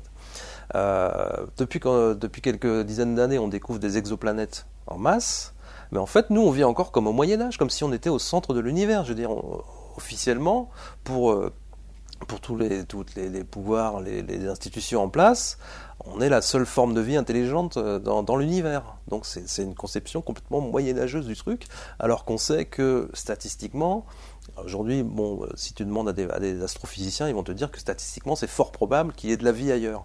Mais après, quand tu commences à creuser le truc avec eux, ils vont te dire, on pense trouver des formes de vie primitives, microbiennes, bactériennes, des trucs qui de toute façon seront super sous-évolués par rapport à nous, parce qu'on peut pas envisager qu'il y ait des formes tellement évoluées que pour eux, nous sommes des bactéries, tu vois. Pour eux, nous sommes des microbes ou au mieux des fourmis ou je sais pas quoi. Donc ça, c'est effectivement la théorie du zoo, mais extrême, quoi. C'est la méga théorie du zoo. Oui, parce que ça appliquerait les fameuses questions, mais comment il viendrait, c'est impossible, on peut pas dépasser la vitesse de la lumière. Ouais. Donc là, il y a plein de façons de contourner ces problèmes-là. Je vous dis, avec la physique moderne, il y a plein d'idées, des plis dans l'espace-temps ou de passer par par d'autres dimensions, etc. Donc ça, c'est pas vraiment un obstacle, mais effectivement, c'est le paradoxe de Fermi qui consiste à dire pourquoi, s'ils existent, pourquoi est-ce qu'ils ne sont pas déjà là. Mais on ne veut pas envisager qu'effectivement ils se pointeraient et nous regarderaient de loin sans vouloir trop nous déranger parce qu'ils nous observent comme des espèces effectivement, comme nous on observe des tribus. En Amazonie, par exemple, le travail d'ethnologue, d'anthropologue, pardon, ça consiste à observer sans déranger. Et on voit bien qu'il est tout à fait logique, rationnel d'envisager que nous soyons dans la même situation pour des observateurs extraterrestres.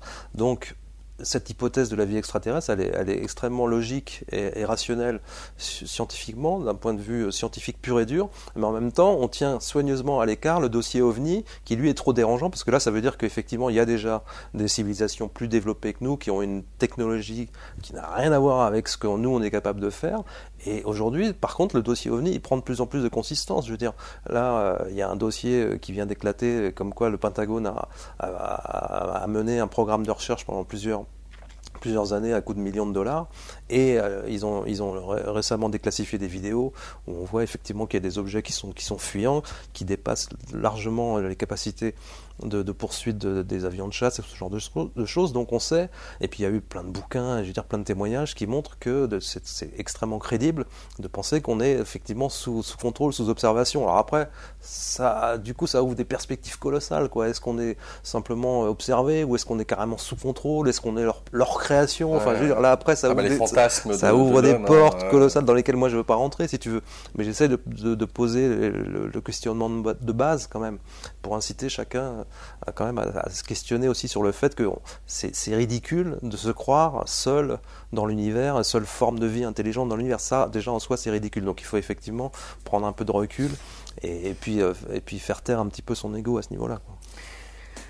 Tu nous dis que le 10 novembre 1998 fut voté à l'ONU une déclaration signée par tous les prix Nobel de la paix encore vivants à l'époque, pour proclamer que la première décennie du XXIe siècle, on l'a donc dépassée, serait, je cite, la décennie de la paix et de la non-violence pour les enfants du monde. Donc plusieurs pays, ONG, groupes religieux et grands médias se sont engagés eux-mêmes sur ce programme. Bilan 2017, tu nous dis, nous sommes au bord du chaos.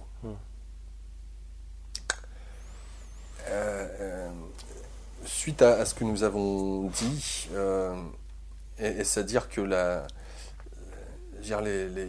nous ne faisons que parler, que nous basons sur la morale et cette fuite en avant suite à l'ultralibéralisme dont nous avons parlé, parce que tu as mentionné deux éléments importants qui viennent comme des carrefours nous donner une sorte de gouvernement. Le premier, c'est le 11 septembre 2001, puis le deuxième, c'est Trump.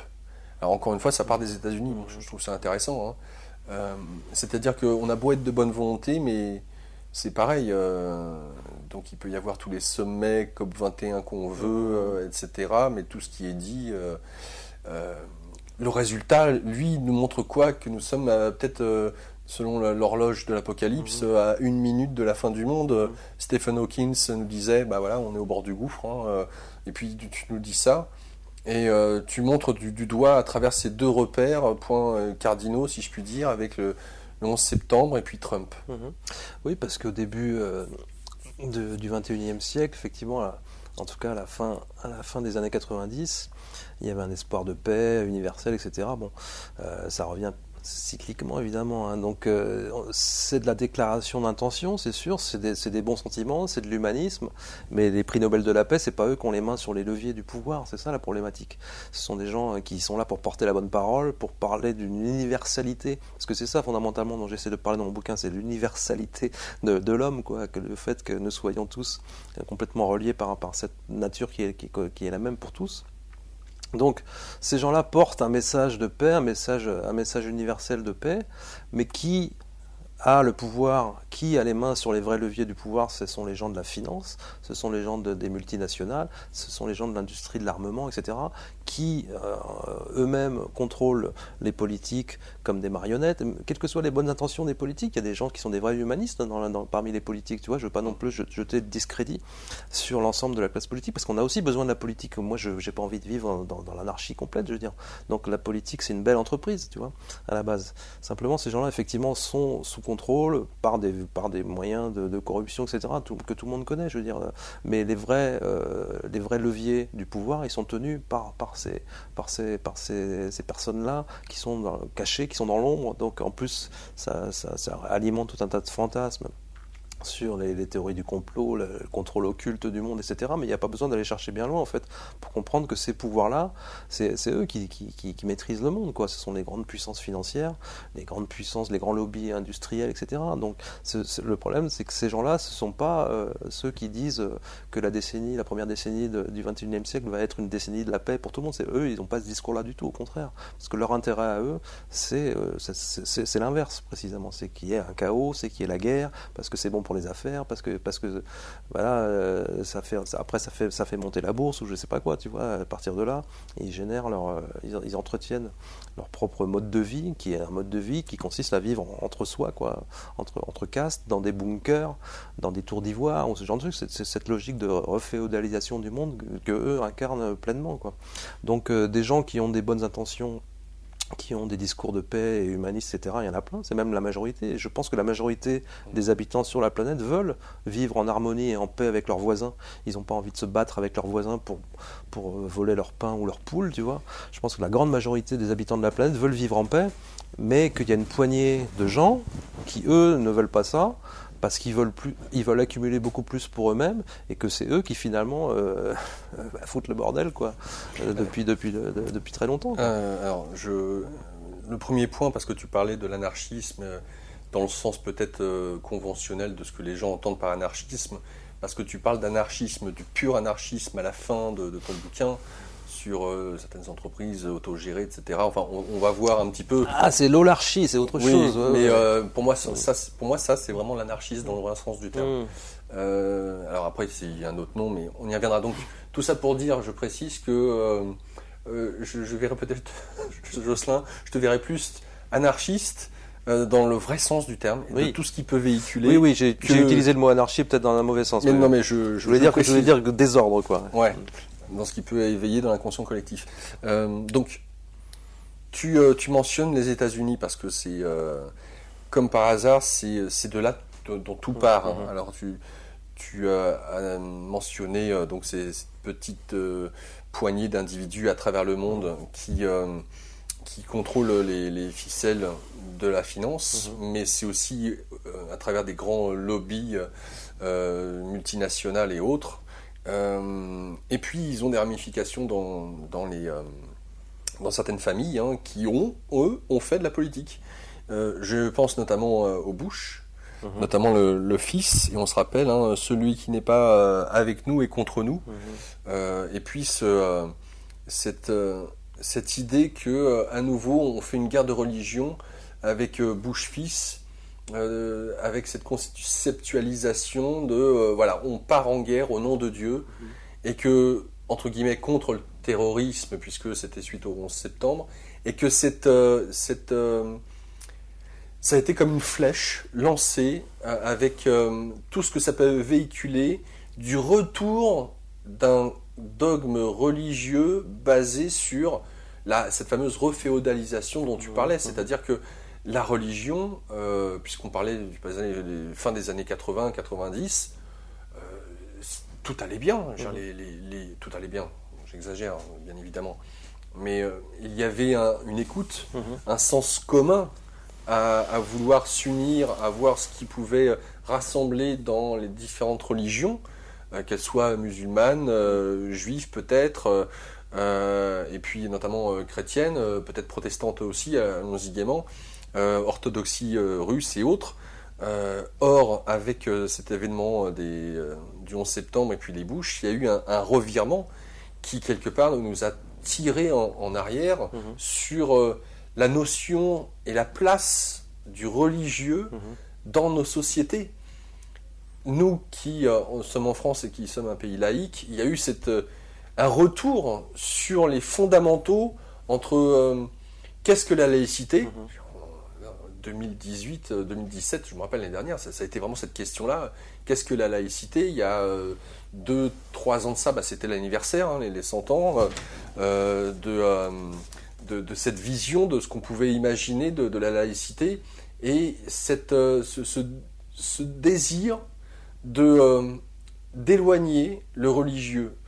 Mais là aussi, il y a des questions qui ne sont pas, j'allais dire, correctement posées sur la place du religieux dans notre société et sur ce que certains philosophes, scientifiques, sociologues appellent de leur vœu sur le retour à une compréhension de l'apport de la religion. Parce que est-ce que cette dernière n'est pas aussi, en l'ayant mis de côté, un apport sur la fameuse quête du sens, qui sommes-nous, d'où venons-nous, où allons-nous? Ouais, il y a beaucoup de choses dans ce que tu dis. Ouais, énormément. On va avoir l'occasion de développer, mais sur ce qui s'est passé après le 11 septembre 2001 et l'attitude de Bush, clairement c'était une nouvelle croisade. D'ailleurs, lui, il a employé ce mot-là. Exactement. Nouvelle croisade, donc il fallait aller bouter l'envahisseur musulman, etc. Donc ça a renforcé le sentiment religieux chez les Américains, parce que c'est ce qui a réunifié l'Amérique, quoi. Et il y avait la figure du terroriste, c'était l'ennemi commun de toute l'Amérique. Donc toute l'Amérique a été ressoudée derrière cette rhétorique en fait de Bush. Et de ce point de vue-là, c'est un coup de maître. Mais quand on analyse le discours, c'était terriblement archaïque et vraiment au ras des pâquerettes, parce que le discours c'était complètement binaire. En l'occurrence, c'était si vous n'êtes pas avec moi, vous êtes contre moi. Donc il n'y avait pas d'alternative possible, quoi. Et la France à l'époque a réussi à tenir une position alternative avec le fameux discours de Villepin, etc. Donc c'est historiquement quand même un moment fort, je pense, où l'Europe a montré justement sa différence et a montré sa capacité à être systématiquement alignée sur la géopolitique américaine. Donc ça, il faut le souligner. Après, avant le 11 septembre 2001, effectivement, je pense que la place du religieux dans les sociétés occidentales laïques était plutôt en perte de vitesse. Je pense qu'il y avait plus de gens qui s'affirmaient athées ou agnostiques, notamment aux États-Unis, que maintenant. Aujourd'hui, si tu te dis agnostique, athée aux États-Unis, tu dois être regardé de travers, quoi.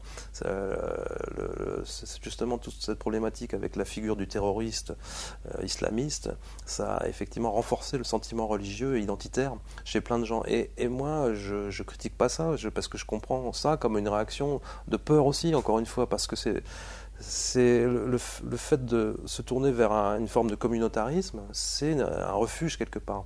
C'est-à-dire qu'on va chercher chez les gens avec qui on partage un certain nombre de valeurs, même si c'est des valeurs qui ne sont pas naturelles mais qui sont culturelles, on va chercher une protection, effectivement, en disant moi je suis comme toi parce qu'on est tous les deux catholiques ou quoi que ce soit, ou on est tous les deux athées, ou on est tous les deux français, ou on est tous les... Donc les nationalismes, c'est pareil, les nationalismes, c'est un communautarisme. Absolument. Les frontières se renferment. Il y a un regain des nationalismes, il y a un regain des communautarismes en général, parce que pour moi c'est une réaction de peur, c'est la recherche d'un refuge face à un monde qui est effectivement super anxiogène et perçu comme extrêmement dangereux et instable. Donc c'est une réaction que j'essaie de comprendre de cette façon-là. Après, sur la notion de laïcité, la laïcité, il faut bien comprendre que c'est pas une démarche anti-religieuse à la base. Au contraire. Alors, tu as eu des laïcards parmi les gens qui étaient les promoteurs de la laïcité, et les laïcards étaient des anti-religieux, effectivement, étaient des anticléricaux, étaient des gens qui s'opposaient au pouvoir du religieux. Mais la vraie démarche de la laïcité, selon dans l'esprit des lois de 1905 en France en particulier, et d'ailleurs j'ai découvert que ça avait été inspiré par le bouddhisme, parce que le bouddhisme était présenté comme une spiritualité sans Dieu, plus une philosophie, etc. En 1905 ? Ouais, Ah ouais. ouais. Et je m'en souviens plus de la source, mais je sais que j'ai trouvé cette information-là qui m'a assez surpris aussi. Ah ouais, c'est vrai aussi.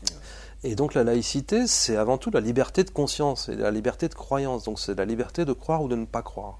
Et donc c'est le respect de toutes les formes de croyances, religieuses ou non. Tu vois ? Donc c'est quand même hyper important de le rappeler. C'est pour ça que moi je parle sans problème de spiritualité laïque. Parce qu'il y a des gens à qui cette formule fait aussi dresser les cheveux sur la tête. Hein. Bon, alors de spiritualité laïque, il y a plusieurs auteurs qui en parlent. Et moi j'aime bien utiliser aussi cette formule-là parce que la laïcité, c'est le respect de toute forme de croyance. Et donc dans ma spiritualité laïque, entre guillemets, les religions ont toute leur place. La religion bien vécue, bien pensée, complètement ouverte sur l'autre, complètement respectueuse de l'autre, elle a toute sa place dans cette spiritualité dont je parle. Parce que moi, la spiritualité dont je parle, c'est une spiritualité qui a vocation à être universelle, justement parce qu'elle correspond à notre nature et non pas à notre culture. La religion, c'est culturel, la spiritualité, c'est naturel. Si nous sommes des êtres spirituels, nous le sommes par nature. Nous ne le sommes pas par culture. La culture vient en seconde. Nous sommes d'abord définis par notre nature. Donc ça, c'est quand même très important à souligner.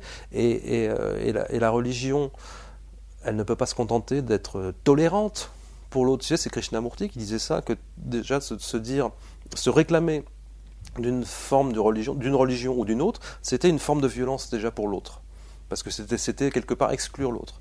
Dire je suis un catholique, je suis un juif, un bouddhiste, etc., c'est exclure l'autre qui, lui, n'est pas cela. D'ailleurs, dans beaucoup de religions, tu as un mot pour décrire celui qui ne fait pas partie de cette religion-là. Hein. Tu as un mot pour dire, voilà, c'est le mec qui n'est pas comme moi.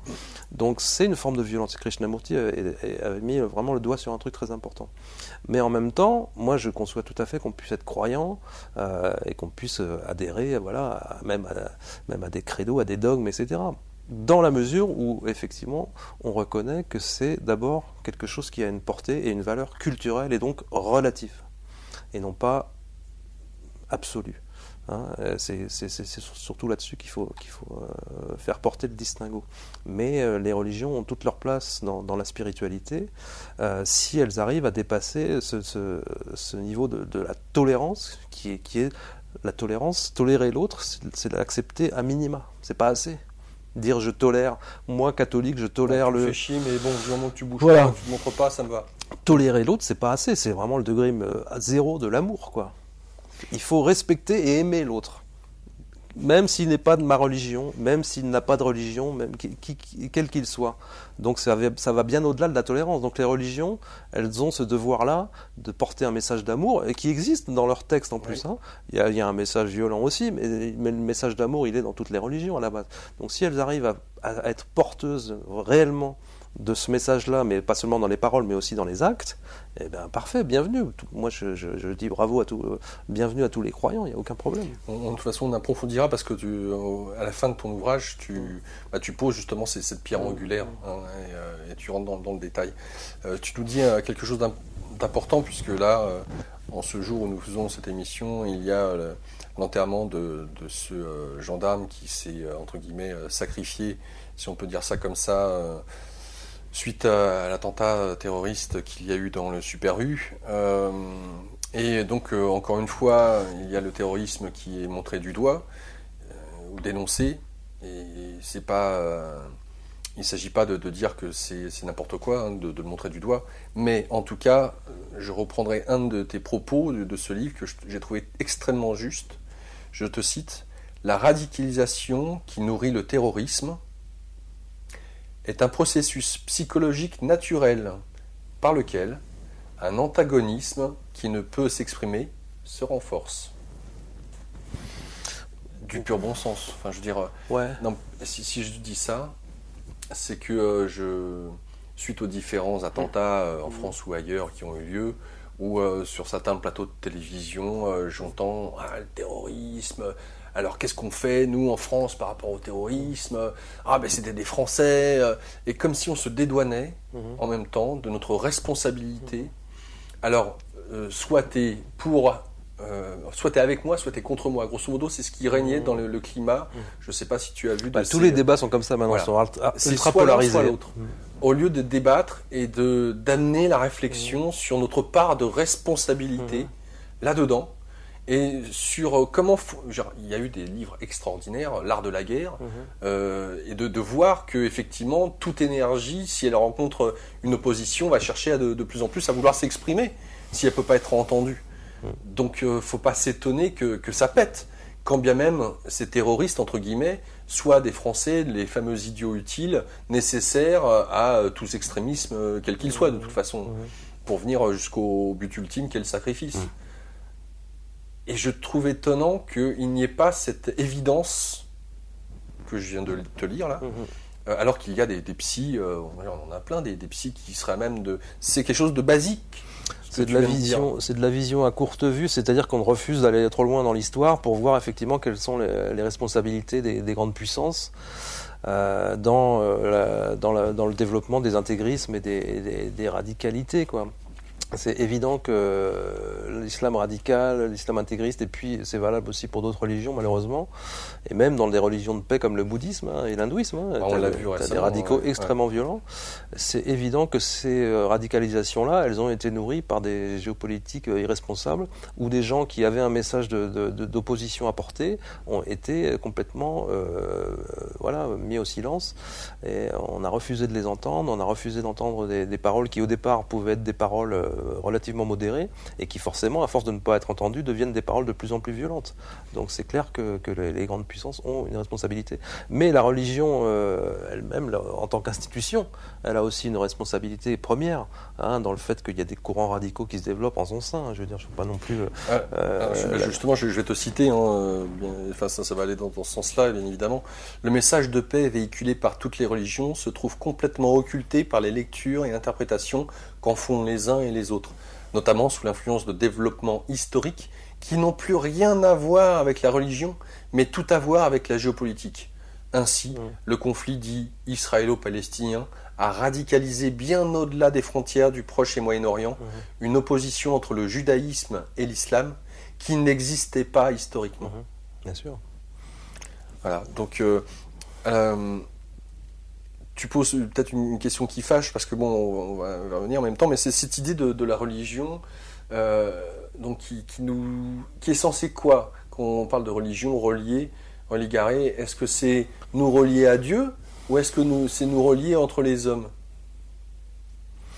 Et est-ce qu'elle fait, est-ce que de par l'existence même de la religion, le fait qu'une religion existe, est-ce que quelque part c'est pas déjà nous séparer de ce que l'on cherche, à savoir donc Dieu, ou la connaissance de soi? Il y a plein de choses intéressantes dans ce que tu dis, parce que l'étymologie de religion, il y en a deux en fait. Il y a religare, qui est relié, donc relié plutôt effectivement à une forme de transcendance, à un absolu qui serait Dieu.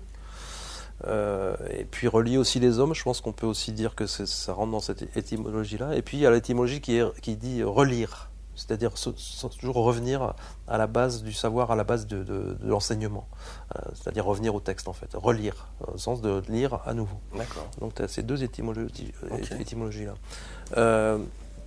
Il y a un truc intéressant quand tu compares les religions d'Orient et puis les religions du livre, les religions dites abrahamiques, c'est que dans l'hindouisme par exemple, il n'y a pas de distinguo entre... il n'y a pas de notion de créateur d'abord, il y a un absolu, mais il n'y a pas de notion de créateur et de créature que tu as dans l'islam, dans le christianisme et dans le judaïsme.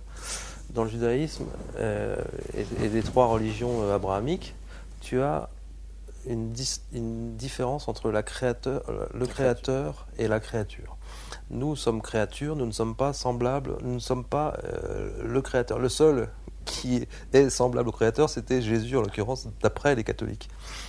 Parce que même les protestants, les orthodoxes ne sont pas complètement d'accord avec ça, sur cette notion de consubstantialité, tu sais, du Fils et du Père. Donc ça, c'est des notions vachement intéressantes, parce que le fait d'insister sur cette séparation, sur cette distance qu'il y a entre le créateur et la créature, c'est de là qu'en fait les religions elles tirent leur pouvoir. Parce que tu es soumis à cette autorité. Tu es soumis à cette autorité de fait et tu dois passer par une hiérarchie. Les prêtres, les ministres. Hein, ça s'appelle les ministres en fait. En anglais, minister, c'est pasteur. Hein. Donc, c'est pas étonnant que ce soit le même mot que dans la politique. Ministre, donc, voilà, tu es soumis à l'autorité d'un intermédiaire, d'un intercesseur, pour effectivement que lui gère en fait ta relation à l'absolu, tu vois. Et c'est de là que ces religions-là tirent leur pouvoir, quoi. Alors que dans l'hindouisme, dans le bouddhisme, tu es l'absolu. Tu es l'absolu. Dans le Veda, les Védas ne disent qu'une chose en fait, c'est tu es cela. C'est-à-dire qu'il y a un absolu qui existe, et toi qui as une âme, enfin ce qu'on appelle Atman, Atman est Brahman. Toi, relatif, tu es l'absolu. Tu sais pas tu es semblable à l'absolu, c'est tu es l'absolu. Comme la vague est l'océan. Tu sais, après, il y a plein d'images qui sont utilisées par les enseignants spirituels. La vague est l'océan. Pourquoi ? Parce que la vague, on ne peut pas dire où la vague s'arrête et où commence l'océan. Donc la vague, on ne peut pas dire que la vague est tout l'océan, mais la vague est l'océan parce qu'elle est complètement constitutive de l'océan. Donc ça, c'est des images qui sont quand même fortes, tu vois. Alors que quand un maître Eckhart a dit « je suis semblable à Dieu », où je suis de la même nature que Dieu, il a été condamné à mort. Il est mort avant d'être exécuté, parce qu'il est mort en chemin, je crois, mais il a été condamné à mort. Et un soufi comme Al-Hallaj, c'est pareil. Il a été condamné à mort, et lui exécuté pour avoir dit qu'il était Dieu. Parce qu'il voulait dire la même chose que ce qu'il y a dans les Upanishads du Vedanta. Il voulait dire que nous avons la nature de Dieu. Et Spinoza a été exclu de la communauté juive hollandaise pour avoir dit aussi que Dieu était partout, que Dieu était la nature. Que Dieu était en toute chose, tu vois, que Dieu était toute chose. Donc, tu vois que sur des mots, c'est le langage en fait qui nous trahit. Le langage est imparfait pour décrire le monde, pour décrire notre relation à l'absolu, au transcendant, etc. Donc, dès l'instant où tu n'emploies pas le bon mot pour certains, voilà, tu es condamné, tu as l'inquisition sur le dos, etc. On va t'écarteler, on va t'écorcher vif. Donc, c'est quand même assez fascinant de voir comment dans l'histoire, tu as différents concepts comme ça qui ont été après figés dans le marbre, quoi. Et qui sont devenus des dogmes et qui après, notamment dans l'histoire de la religion catholique, les différents conciles ont figé dans le marbre voilà, un certain nombre de choses sur lesquelles il n'est même pas encore possible de revenir aujourd'hui. Sinon, c'est de l'hérésie. Tu vois, et donc on voit mal comment les religions... C'est pour ça que moi je parle d'une spiritualité qui transcende les religieux, parce qu'on voit mal comment les religions peuvent se réformer sans se trahir, sans se renier, quoi. Puisque justement elles ont figé tous ces dogmes-là au cours de l'histoire, et qu'il y a eu tant de morts à cause de ça, on ne voit pas comment elles pourraient aujourd'hui dire « bah ouais les gars, désolé, on s'est gouré, tu vois, ça vous pouvez arrêter de le croire, on va changer, oui la réincarnation c'est vrai, c'est possible, bon, parce que la réincarnation ça existait dans le christianisme, comme tu sais, avant je ne sais plus quel concile, tu vois, donc voilà, ils ne peuvent pas revenir là-dessus. » Puisqu'on parlait connais-toi toi-même, on abordait donc cette question fondamentale de qu'est-ce que se connaître, la connaissance. On reviendra sur cette phrase d'Averroès que tu nous donnes, Jocelyn. L'ignorance nourrit la peur nourrit la haine nourrit la violence. Alors pour clore, je pense cette première partie qui est une sorte de cours rapide de ce que nous aurons l'occasion d'aborder en profondeur dans les autres parties de cette émission. J'aimerais lire, tu parlais quasiment au tout début de l'émission, tu as parlé de solidarité et notamment de la charité, la distinction entre justement cette vision chrétienne, européenne, charité, et puis au contraire, solidarité, et puis la charité. Voilà, alors je donne cette phrase de Amartya Sen, prix Nobel d'économie, je cite: « Avant, dans nos sociétés, il y avait la pauvreté, mais il n'y avait pas de misère. Parce que la pauvreté, alors fin de citation, pardon, parce que la pauvreté, c'est quand on est privé du superflu, et la misère, c'est quand on est privé de l'essentiel. Il y a une différence énorme dans une société quand on est privé du superflu, mais que la société s'organise pour que tous ses membres puissent quand même survivre, même mal. Et comme le disait Edgar Pisani, je cite, « La pauvreté a une certaine dignité, la misère n'en a pas. » Fin de citation. c'est cette différence entre la pauvreté et la misère qui est fondamentale. Or, les politiques actuelles conduisent au développement de la misère et de l'exclusion. Et là, donc, les fameux chiffres de la honte que je vous donne parce que ça clôt cette première partie. En 1960, les 20% de la population mondiale vivant dans les pays les plus riches avaient un revenu 30 fois supérieur à celui des 20% les plus pauvres. En 1995, leur revenu était 82 fois supérieur. À cette période, la fortune des 3 personnes les plus riches au monde dépasse le PIB cumulé des 48 pays les plus pauvres. En 1998, près de 3 milliards de personnes vivaient avec moins de 2 dollars par jour, dont 1,3 milliard avec moins de 1 dollar par jour. Le rapport 98 du PNUD relevait que la satisfaction des besoins essentiels de l'ensemble des populations des pays en développement, nourriture, eau potable, éducation, santé, représentait 40 milliards de dollars par an, soit 4% de la richesse cumulée des 225 plus grosses fortunes mondiales. En 2009, la fortune des 358 personnes les plus riches était supérieure au revenu annuel des 45% d'habitants les plus pauvres, soit 2,6 milliards de personnes. Selon l'ONG Oxfam, le patrimoine cumulé du 1% des personnes les plus riches du monde a dépassé en 2015 celui des 99% restants. Une bascule qui a devancé d'1 an les prédictions. Ces pourcentages signifiaient également que 62 personnes possédaient autant que la moitié la plus pauvre de la population, soit plus que 3,6 milliards d'individus. Quand je lis ça et notre rapport justement à la misère ou à la pauvreté, au fait que l'autre puisse avoir le minimum de dignité pour le fait qu'il soit sur cette terre, qu'il ait la vie, et de regarder comment cette minorité finalement a de plus en plus. Les chiffres sont grandiloquents.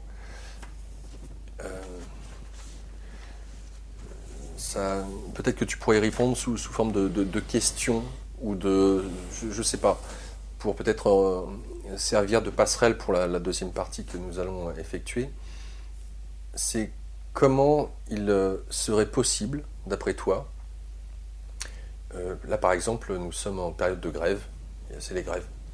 Là la semaine dernière sur Paris, les cheminots, il y a les aéroports, les services publics, il y a les infirmières, il y a bref, un peu partout, voilà. Il y a des syndicats. On a voté pour un président qui est clairement, enfin je sais pas, à moins que, enfin je sais pas comment les gens ont parlé de savoir se cultiver, hein, de nourrir cette intelligence pour amener la réflexion et la connaissance. Bon, Macron est clairement, pour ceux qui font un tant soit peu de recherche, le président du système financier dont on parlait. Et j'aimerais avoir ton point de vue sur comment tu pourrais expliquer que des gens descendent dans la rue pour manifester contre des mesures qui sont prises par un président. Donc ces fameuses personnes qui manifestent dans la rue sont là en train de dire Macron, gna gna gna, Macron, gna gna gna. Bon. Alors que concrètement, Macron ne fait qu'appliquer ce que l'Union européenne lui demande. Elle-même dirigée par justement la City de Londres ou Wall Street. Donc tout ton livre est une sorte d'invitation à se cultiver avec bonne intelligence, à ouvrir notre esprit. On pourrait croire que le chemin est long au regard de ce que je viens de dire, de manifestations, de gens qui sont là encore dans la rue en critiquant un gouvernement qui finalement ne fait qu'appliquer, voilà. Et puis, donc, comment tu observes ces événements parce que là, on a fait un peu la cartographie, si tu veux, et tu reprends à un moment donné le livre en faisant cette cartographie d'état des lieux. Tu reprends sur les talons or. Ce qui s'est passé justement aux États-Unis dans les années 60, 60 oui. 60, 70, ouais. Ouais. comment justement il y a eu cette dérive où tous les verrous qui étaient mis en place pour tenir cette finance ont les uns après les autres sauté. Et je sais pas, tu nous dis aussi que tu n'es pas là pour blâmer, mais tu vois, je dis waouh, putain, il y a encore du chemin.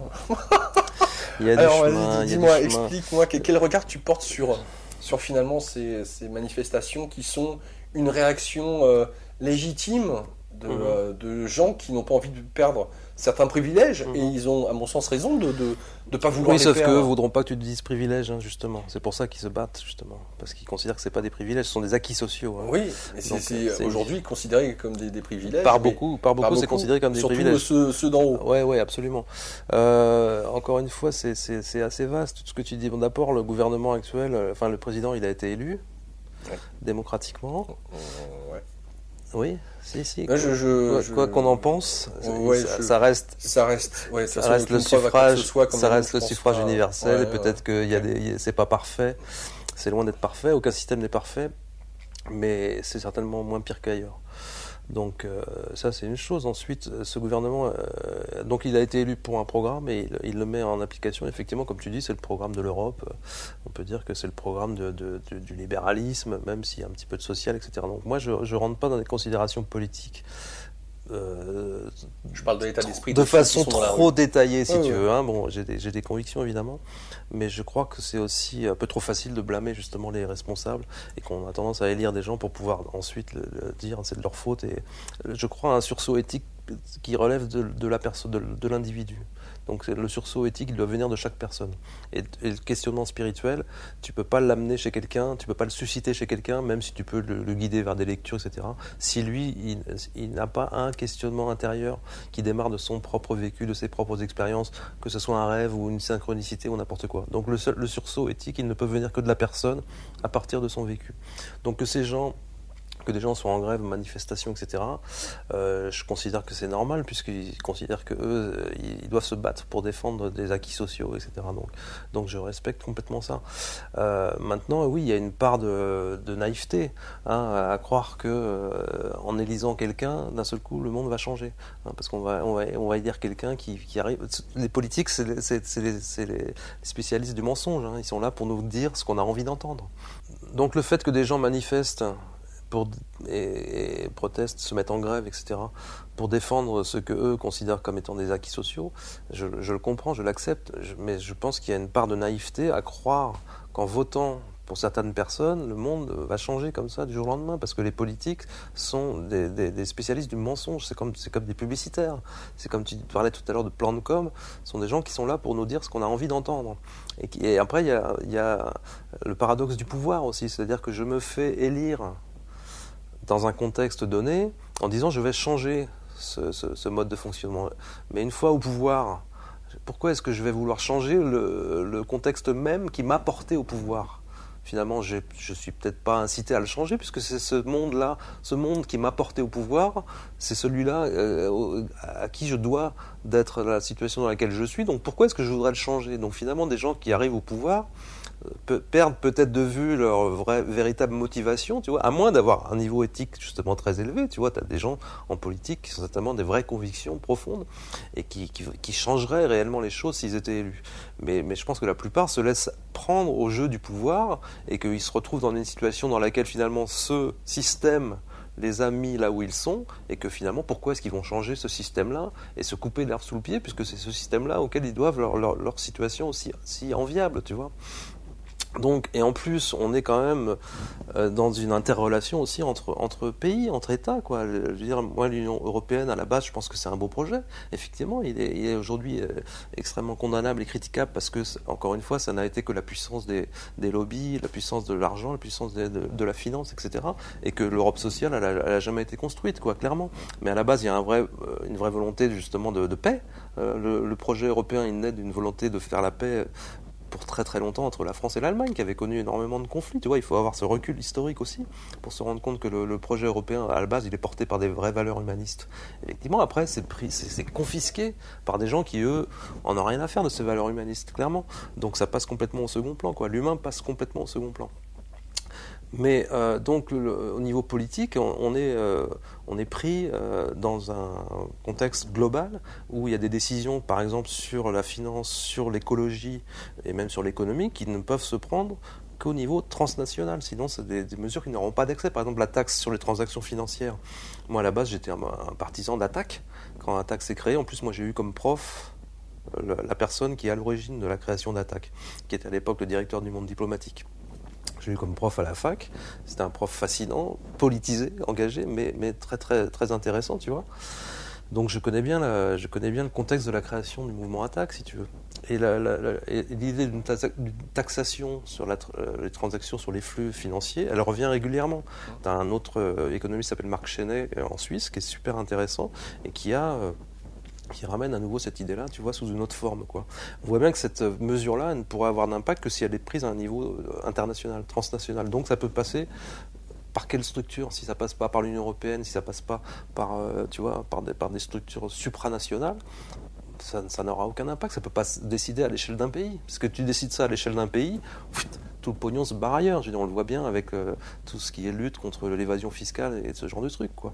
Donc là, il y a un cynisme effectivement de la part des politiques qui disent on va agir, on va faire la liste, comme Moscovici qui nous fait la liste des pays qui pratiquent l'évasion fiscale et dans lesquels il n'y a pas les vrais spots, tu vois, où se pratique réellement l'évasion fiscale. Et puis des mecs qui viennent te dire c'est pas de l'évasion fiscale, c'est de l'optimisation fiscale puisque c'est légal. Tu vois, donc là, on nage dans un océan de cynisme complet, si tu veux. Donc il n'y a pas de solution simple à ça. Il n'y a pas de solution simple à ça, et il ne faut pas que les gens qui ont un bulletin de vote dans la main croient que c'est comme une baguette magique, quoi, tu vois, qu'en mettant un bulletin de vote dans l'urne, soit parce qu'on va voter pour un mec qui a des couilles comme Mélenchon ou je sais pas qui, et ben tout va changer, quoi. Ou même si on vote de l'autre côté, ça va changer du jour au lendemain. C'est quand même, les pays se tiennent par les couilles, si je peux me permettre, les uns les autres, tu vois. Et on est tous pris dans une nasse qui fait que c'est extrêmement compliqué. On peut pas, en tout cas, dire qu'il y a des solutions simples à ça, quoi. Donc il faut qu'il y ait d'abord un sursaut éthique à l'échelle des citoyens, effectivement, à l'échelle de chaque individu, pour porter au pouvoir des gens qui ont le même niveau de valeur quelque part, et que ça se répercute de plus en plus haut au niveau nationaux et supranationaux. Je vois que ça, mais ça part du citoyen. C'est comme dans la consommation, on voit bien que la bouffe nous empoisonne, etc. Et le changement, il vient d'où? Il vient pas du fabricant, il vient du consommateur. Si toi tu décides d'arrêter d'acheter des produits transformés qui filent le cancer, etc., parce que plein d'études le montrent, et si tu décides d'arrêter de consommer des fruits et légumes bourrés de pesticides parce que tu sais que c'est mauvais, etc., et ben au bout d'un moment, il y aura plus ça sur l'offre. Enfin, tu vois, l'offre crée la demande. Donc le comportement, il part du consommateur, et c'est la même chose pour la politique. Le comportement part du citoyen. Le changement de comportement part du citoyen, quoi. Juste une parenthèse concernant ce dernier point.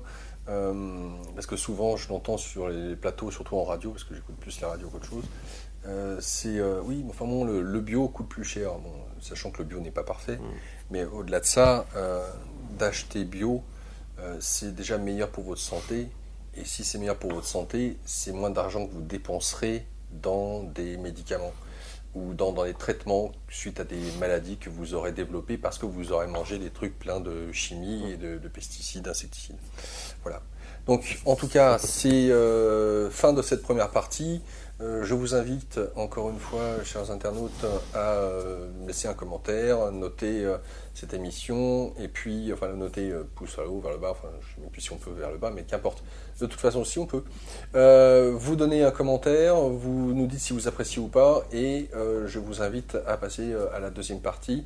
Je vous rappelle aussi, parce qu'il y en a certains qui découvrent une média, me disent oui, mais la deuxième partie, elle est où? La première partie, généralement, ça commence le vendredi à 10h du matin. La deuxième partie a lieu le lendemain à 10h du matin, donc le samedi. Et la troisième partie, si troisième partie il y a, le dimanche à 10h. Pour que ça soit un petit peu digeste, plutôt que de vous filer 6 heures ou 5 heures d'affilée. Y aller crescendo, c'est bien. Donc ne vous inquiétez pas, deuxième et troisième partie vont arriver pour ceux et celles qui sont impatients. Et puis, je vous rappelle que si vous appréciez nos programmes, de ne pas hésiter à nous soutenir via notre page Tipeee ou directement sur le site via une donation mensuelle ou non. C'est vous qui voyez en fonction de vos besoins, via PayPal, via Helloasso, notre plateforme associative qui nous permet justement de pouvoir regrouper tout ce qui a trait à la gestion de l'association qui a créé Immedia. Voilà, en vous remerciant et puis à tout de suite dans la deuxième partie.